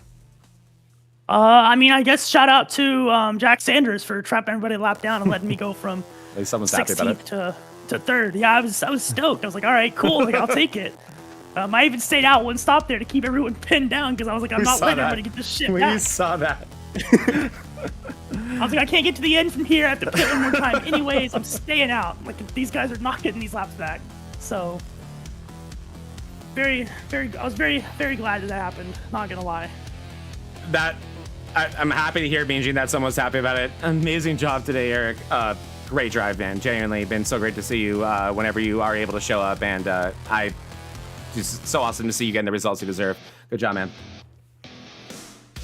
Thanks. Well, there you go, Mean Gene. It's getting closer, man. Oh, he's getting there. It's only a matter of time till he wins a race in this series. I've seen him win a race in every other one.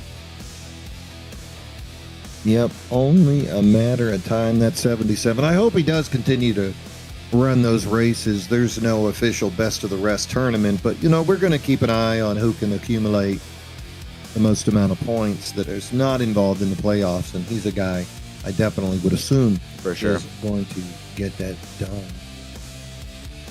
Let's see here. One more guy minimum I want to talk to, and that's going to be the third minimum. place. Oh, that makes me nervous.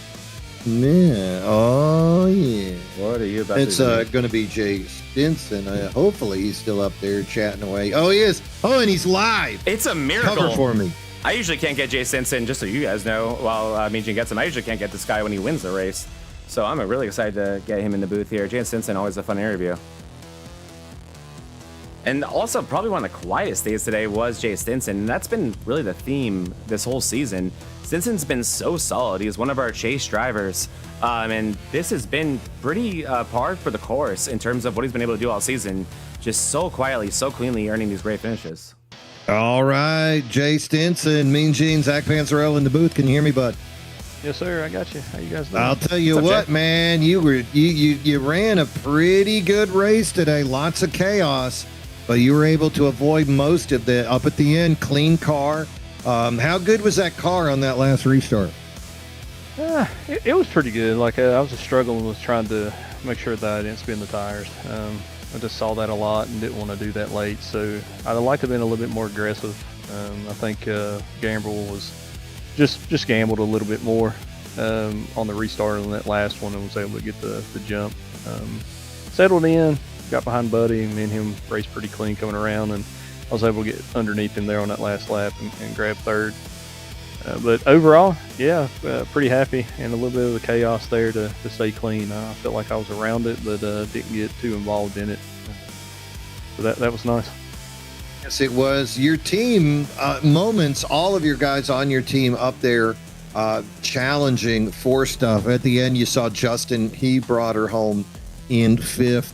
Hard day for Kenneth, though, coming home in 13th. You and he, of course, being playoff drivers. After that finish, though, you got to be pretty excited about your possibility. You move up into 6th currently, and you're ahead of that line by a good little margin. You got about 5 points between you and that margin. How do you feel about that Daytona track?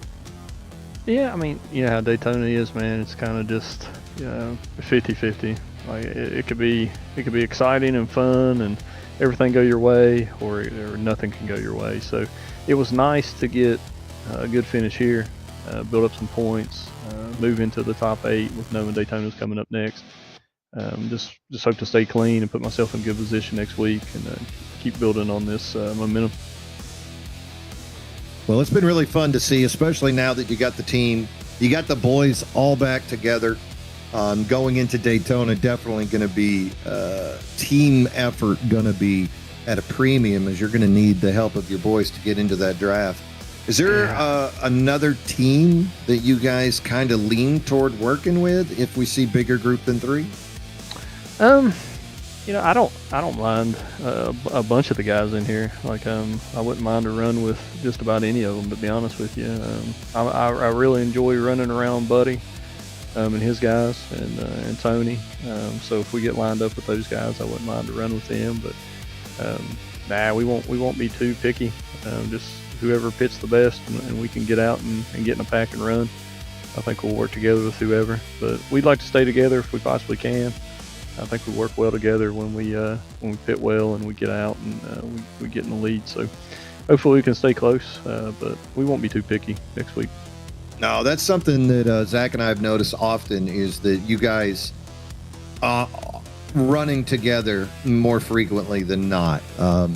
I think I don't know if it's true or not, but I think I've seen you guys kind of fade backwards to work with each other before, especially on those larger super speedways. So we're expecting to see some of that action here today.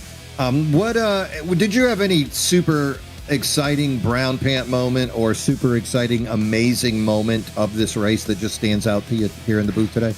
I had two. Lap one, I think I got by you probably couldn't have fit a T between mine and Lewis's car. And then unfortunately Kenneth was behind me and he ended up getting 4 or 5 minutes of damage there. So it took him about all race to get back clean. And so for him to get 13th out of that first lap mess was pretty impressive. But you guys seen Kenneth run, so he's impressive no matter where he's at. But so that was one. And then probably there on that restart where Novella just kind of spun the tires and came up the track and snagged a 53. I was behind the 53 and it was close. I was able to get out of the gas and avoid any contact or anything in that. So that was my two grab a handle and brown pant moment for me. That was a brown pant moment for us also. We watched inches. I think we showed Zach. That was the replay we showed, right? Yeah, that was a good one. You'll enjoy that one, Jay. Barely an inch between me and Louis. Amazing work on that one. And then we saw another one later in the broadcast was like Iverson was like a tiny milli hair away from Kyle driving Jay Dargert as well. So a lot of close calls. It was a surprise to see that many cautions. But you can't really be surprised. We come into the playoffs. You got 12 guys all looking to advance. And some of them really up against the wall early on, knowing they need that finish. And then you add on the slick track, and that is the results that we get here today. But good run for you and your teammate as well. And I know we're going to see Kenneth back next week. Fierce as ever, all Team Venom at Daytona. Cannot wait to see what you boys got in store for the rest of the field. Anybody you want to give a shout out to here today? Obviously you guys for putting this broadcast on. I've always said you guys do a great job. Some of the best broadcasters that I've listened to and been a part of, so I always like going back and watching these things. Even if it's a bad finish, it's still fun just to listen. You'll enjoy this one. Yeah, I will. I think it was a lot of fun, and I can't wait to go back and listen to you guys. And of course, the admins for putting this thing on. I know how frustrating it can be in times, and how much work you got to put in to get these things together. So, just really appreciate them taking the time to allow us to come out here and do what we'd like to do, especially on a Monday after it's probably been a bad day at work.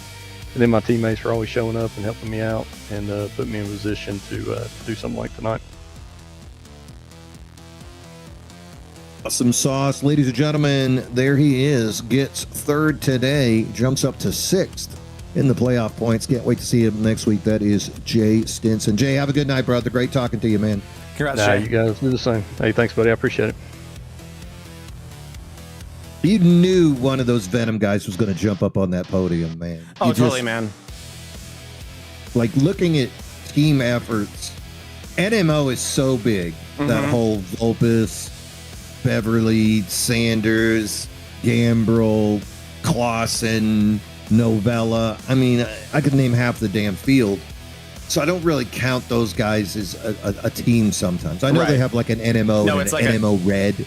It's like a force. It's like a conglomerate, But whatever that word is. As you look at the other teams, Venom is just one of those guys that is going to have one of those drivers. High Side Hustlers, of course, 3 years in a row of winning unofficial team championship.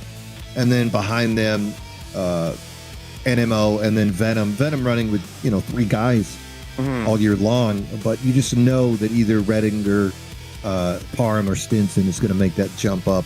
Tell you what, man, if we could get Fritz back on the track with them, that'd be some Wonder Twin powers. Look at Wednesdays, I mean, Gene, because that's happening over there, and my goodness, they're grandstand racing over there on Wednesdays is what they call themselves, and it's a joke how much better those four are than the rest of the field. I mean, like, you can just wrap it up right now, give them the team trophy. We might as well just start embroidering or engraving their name, KK Woodscape style, on that trophy, because my goodness, him, Jay Stinson, Kenneth Redinger, Fritz, and Parham, yeah, good luck, have fun with that. Just absolute insanity how good that team is, and they remind me, honestly, of a better version of DDI a couple years ago. I just remember Gulf Coast Racing back then being Owens, Lynott, Novella, and Vulpes, just feeling like this monster, this final boss that you could never ever beat, right? Just thinking like, what am I ever going to do to go against these guys when I feel like I'm 4 against 1? And then I assembled Team DDI. I brought in Dalton, Patrick, and a few other people to help me out, and was able to get that championship. And just coming up over that giant hill, and I don't mean that as to say like that Gulf Coast is not a good thing to have in the league. They're a great thing to have in the league, because they were the first people to congratulate me when I did win that championship. They were happy to be beat the right way. And what Jay Stinson's team is doing right now, whether it be Venom or Grandstand, same exact stuff, but on a higher level. It's just absolutely insane what those guys have been able to do. They worked so hard on the off season, and not just that they worked so hard, Gene, they work so hard in every race car. They are just as fast in trucks as they are in next gens, and they're just as fast in next gens as they are in ARCA cars. There's no weak point on that team right now. I would not be surprised if they end up with 3 team championships, and I mean 3 driver championships, and all this is said and done. Well, you just have to appreciate that extra group. And, you know, speaking of teams, you can't mention teams without bringing up Fueled Up Motorsports, which is Ryan Holla and Wyatt Mickelson. Great driver. That's just 2 guys but they've managed with just the 2 of them to challenge very hard to Team Venom and to the NMO group. As rookies, too, they are rookies. Stinson and them are not rookies. So it's just been really amazing to see that group, the effort. So it's really nice to see. As you said, you want a Gulf Coast, you want a core that's bringing that action. But then it's so nice to see all of a sudden these other counter teams that can do that challenge and help each other throughout the race, giving us the action that you've seen. And I think the emergence of Venom and then that consistency of Fueled Up with both those rookies making the playoffs is just excellent. Yeah, it really is, Gene. It's been amazing to follow. So many storylines to follow. And even though, like we said, this race, I think definitely may put things very upside down as we go into Daytona. I'm assuming we're going to have some penalties as well. I would not be surprised if we do. But so much happened to so many drivers to where it is still wide open. I do expect Wyatt Nicholson to still be in position to go to the round of 8. I do expect a lot of these drivers, excuse me, that we consider championship contenders to still be able to figure it out and find their way to the round of 8. But on top of that, like we've talked about all season long, down to 12 as we enter these playoffs is championship contenders. So it's going to be a lot for these guys. And a team like that with Mickelson and Holla, who have done such a phenomenal job as rookies. I mean, Gene, they'd be battling for Rookie of the Year if Nate Lesko didn't exist, right? Like, and what are the odds that you get a Nate Lesko? Again, you get 2 Nate Leskos, right? We got Grant Applegate last year. It's just insane that we keep getting these, but it's so rare for those 2 not to just be the class of the field when it comes to rookies. That just goes to show how good this series has been this year. Today going to be a day that I think is going to really, really make the rest of the playoffs very interesting. I'm not sure. I think I saw you're trying to calm people down a little bit, me and Gene, but yeah, so I know you're seeing it. These drivers have a Discord chat together. They are not happy with one another. So this is going to be an interesting Daytona.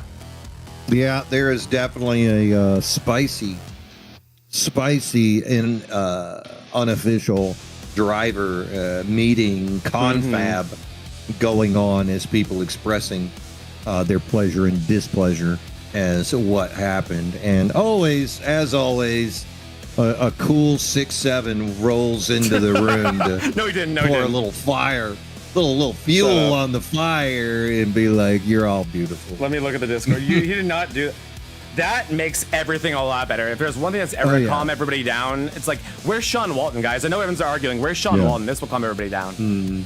Poor Sean. He's not even involved. So I let's. love Do you have the playoff implications? All right, let me pulled up? check, Mean Gene. I'm not even sure. Yeah, do I you know see if them up. they did update them? Okay, so Yep, I do see it. So go after that ahead win, and just try Grant to deal with people. I'll look it up Applegate. for you. Grant Applegate, he will advance to the round of 8 with that victory. Yes, he will. And he's got a 22-point lead over Buddy Sully.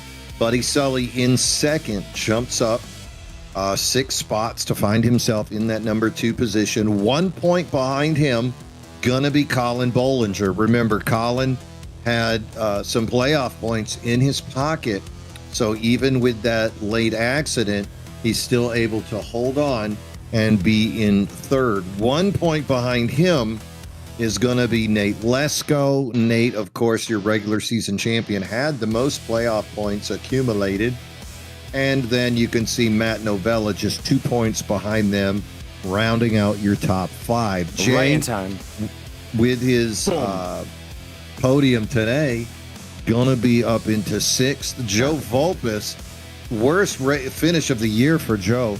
That's going to put him in 7th. And then Wyatt, who we were just talking about, he finishes off that top 8. And then look below him, though. 1 point behind the cutoff line, Tony Iverson. Tony, of course, Final Four driver last 3 years.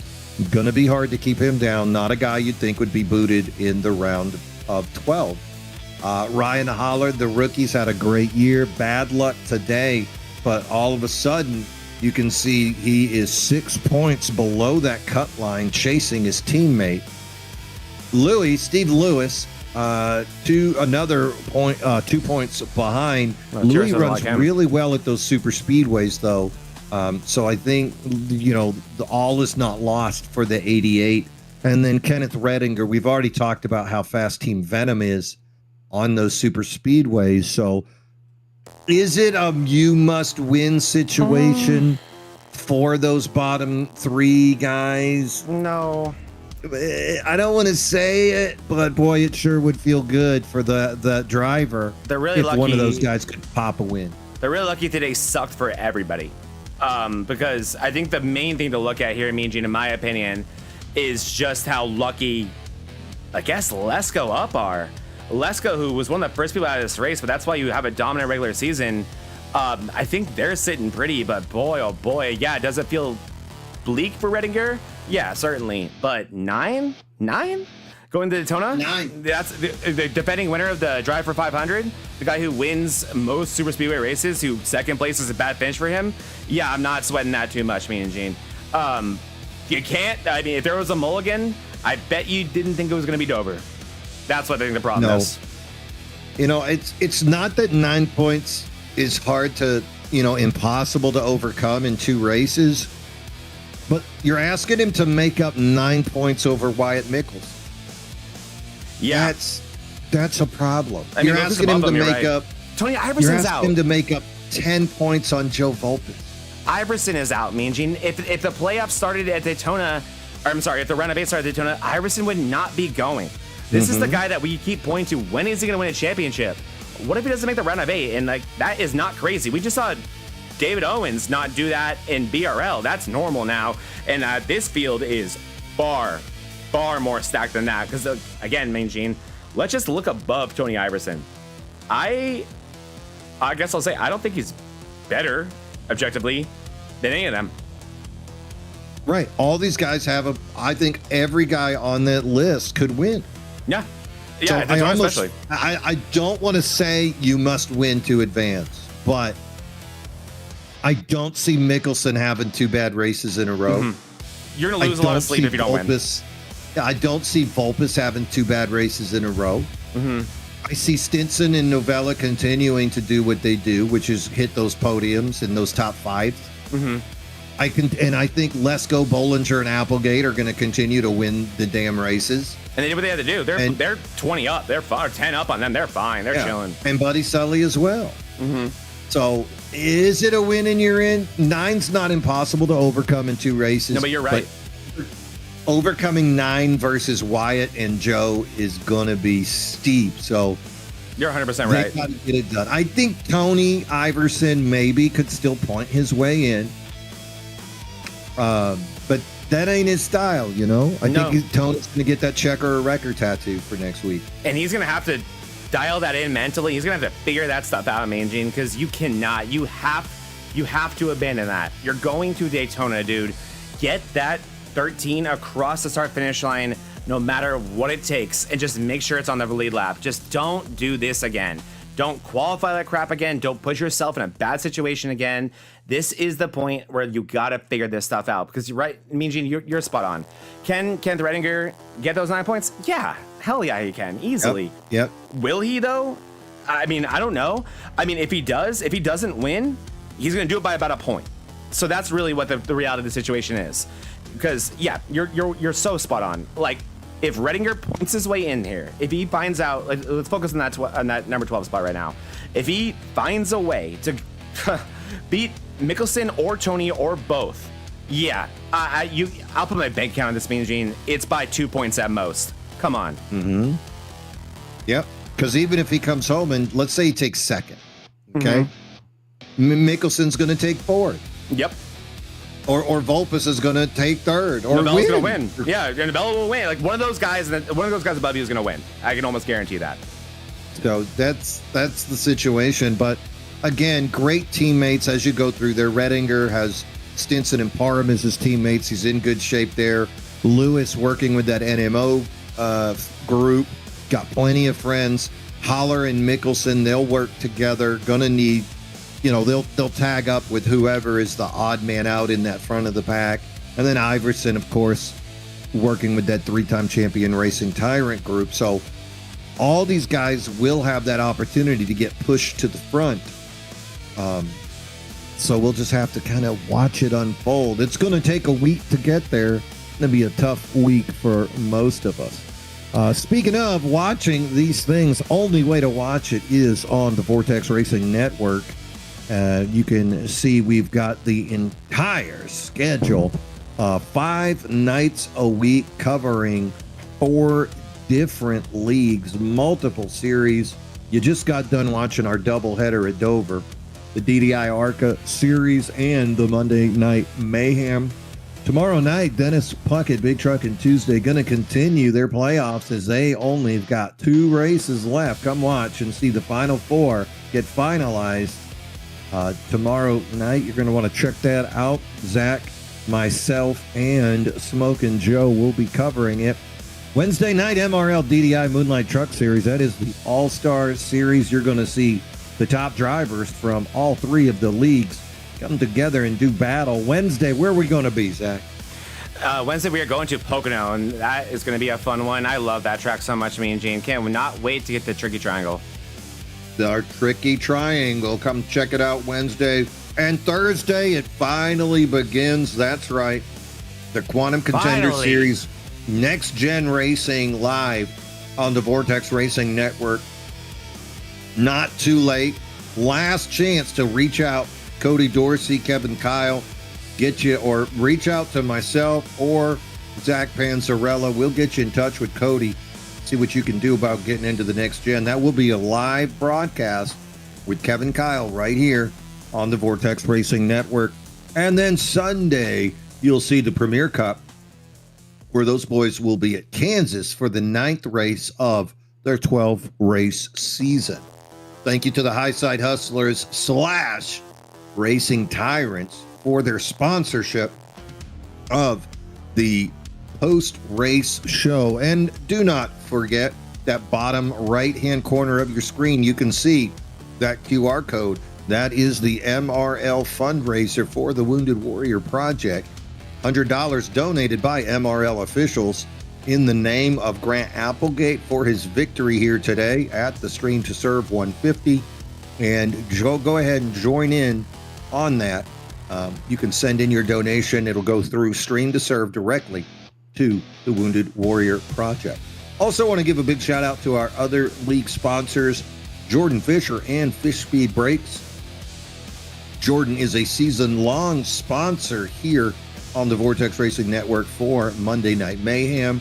If you're not familiar, you need to get on board. Join their Discord. You can reach out.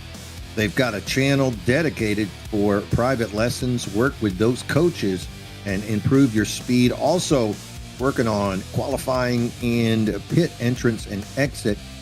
Zach, we did see that come into effect tonight, did we not? Yeah, we did. I wish we did have a Jordan Fisher Dover track guide, because they could have used that. Boy, could I have that DDI ARCA race here going green all the way through, and boy, were those green flag pit stops tricky. But yeah, I think a lot of those guys, Jordan Fisher, one thing that, I mean, me and Gene, last time, I guess I said 2 more times at most last time, one of the big reasons I won today at this very track in ARCA was remembering what Jordan Fisher taught me. We went to Bristol for our most recent track guide, and I was watching his new telemetry that we're offering, where we get to see his throttle and brake in a number form. So, you know, if it's 80%, it's the number 80. And one thing I noticed about Jordan, I was like, he doesn't ever go full throttle on long runs. He's keeping it at 80. He's just kind of balancing it. He's kind of doing his own thing. He's not letting anyone dictate his pace. And so I tried that today, and while it feels awkward at first, man, do you feel like a superhero 20 laps later. So, I mean, and that's ARCA. I mean, Shane, we're driving next gens with Jordan Fisher on these track guides, so I just could not say enough good things. I feel so lucky to be the one with him, getting to pick his brain while we do these track guides, because it's all on the fly. We don't have any of that stuff planned. I just let him talk, and I come with my own questions, and it's very easy, because that guy is a legitimate racing genius. So could not recommend those enough. Yep, it will definitely improve where you are. If you're running, if you're a back marker, he'll get you to the middle. If you're in the middle, he'll get you to that top 10. And if you're on the edge of the playoffs, he will get you advanced. Fish Speed Brakes, season-long sponsor here for Monday Night Mayhem. Also, big shout-out to Kevin Kyle and his 2 endeavors that he has undertaken. Of course, KK Woodscapes, that is our original wood trophies, sponsoring the umbrella of Vortex Racing Network leagues, donating the trophy to the season champion here, and also available to make a trophy for your league or for your fantasy football, any event you would like to memorialize. Reach out to KK Woodscapes. Kevin Kyle can take care of what you need there. Also, thank you to his here at KK Woodscapes shirt merchandise. We only work with the finest woods. Sim and Destroy Racing Company, making that progress we into sand the shirts. wood I here believe at that KK website is down Woodscapes. temporarily. We stir the but paint only with a because wooden he's gonna stick make it here at better, KK but Woodscapes. Still want to give him And then we flowers brush for the being wood with a sponsored wooden brush here for at Monday KK Night Woodscapes. Mayhem. And when it's of all course, said and done, thank you big time we have these perfectly to the manicured sponsor of nails. the Put race, the plaques in the MRL, trophy.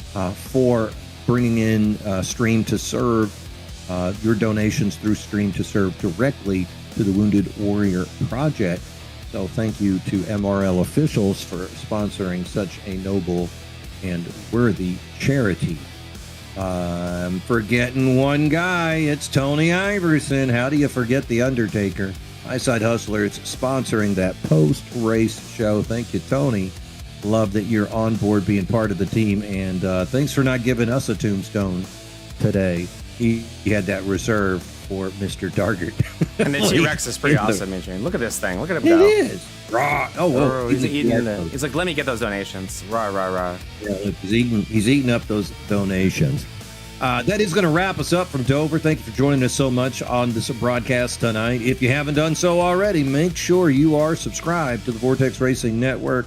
Like and share this video. Let's bump it up as much as we can. Get those views going. Final thoughts as we walk away from the track, Zach. What? Be gentle.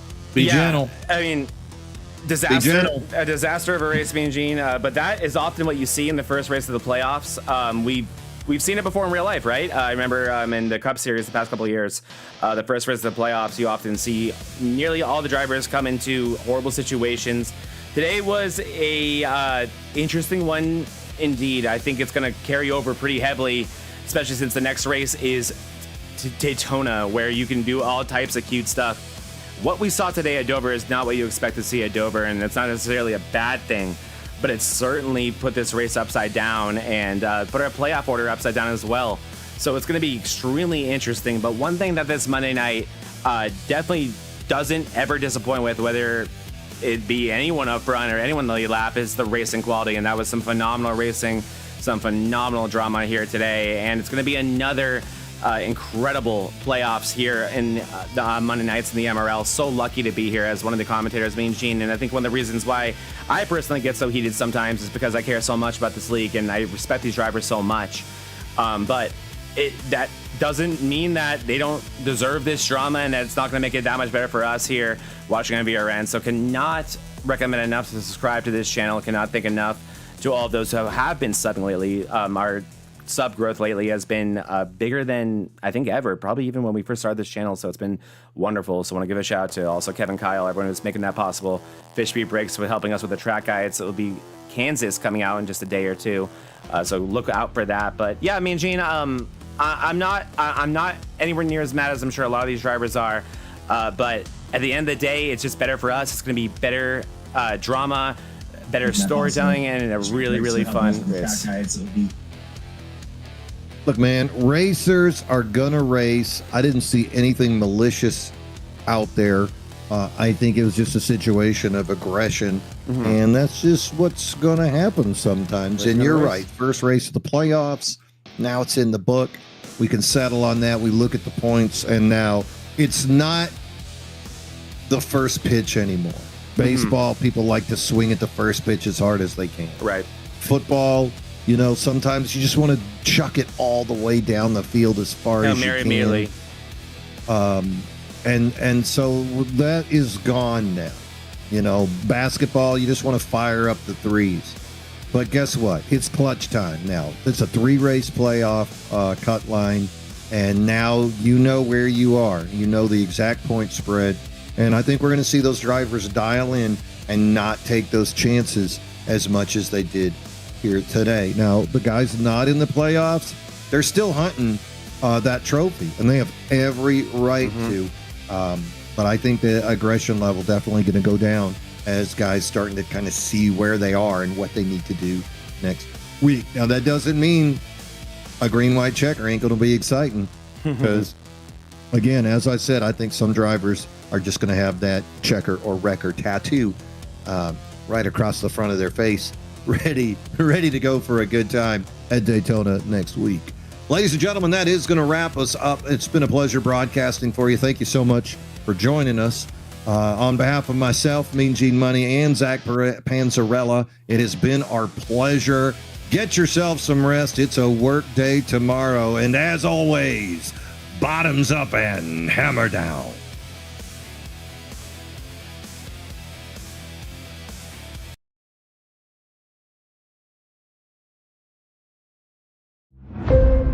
Wounded Warrior Project has made a promise to stand by warriors for a lifetime. Thanks to the support of our grateful nation, we delivered critical programs and services this past year that made a real difference in the lives of those who serve.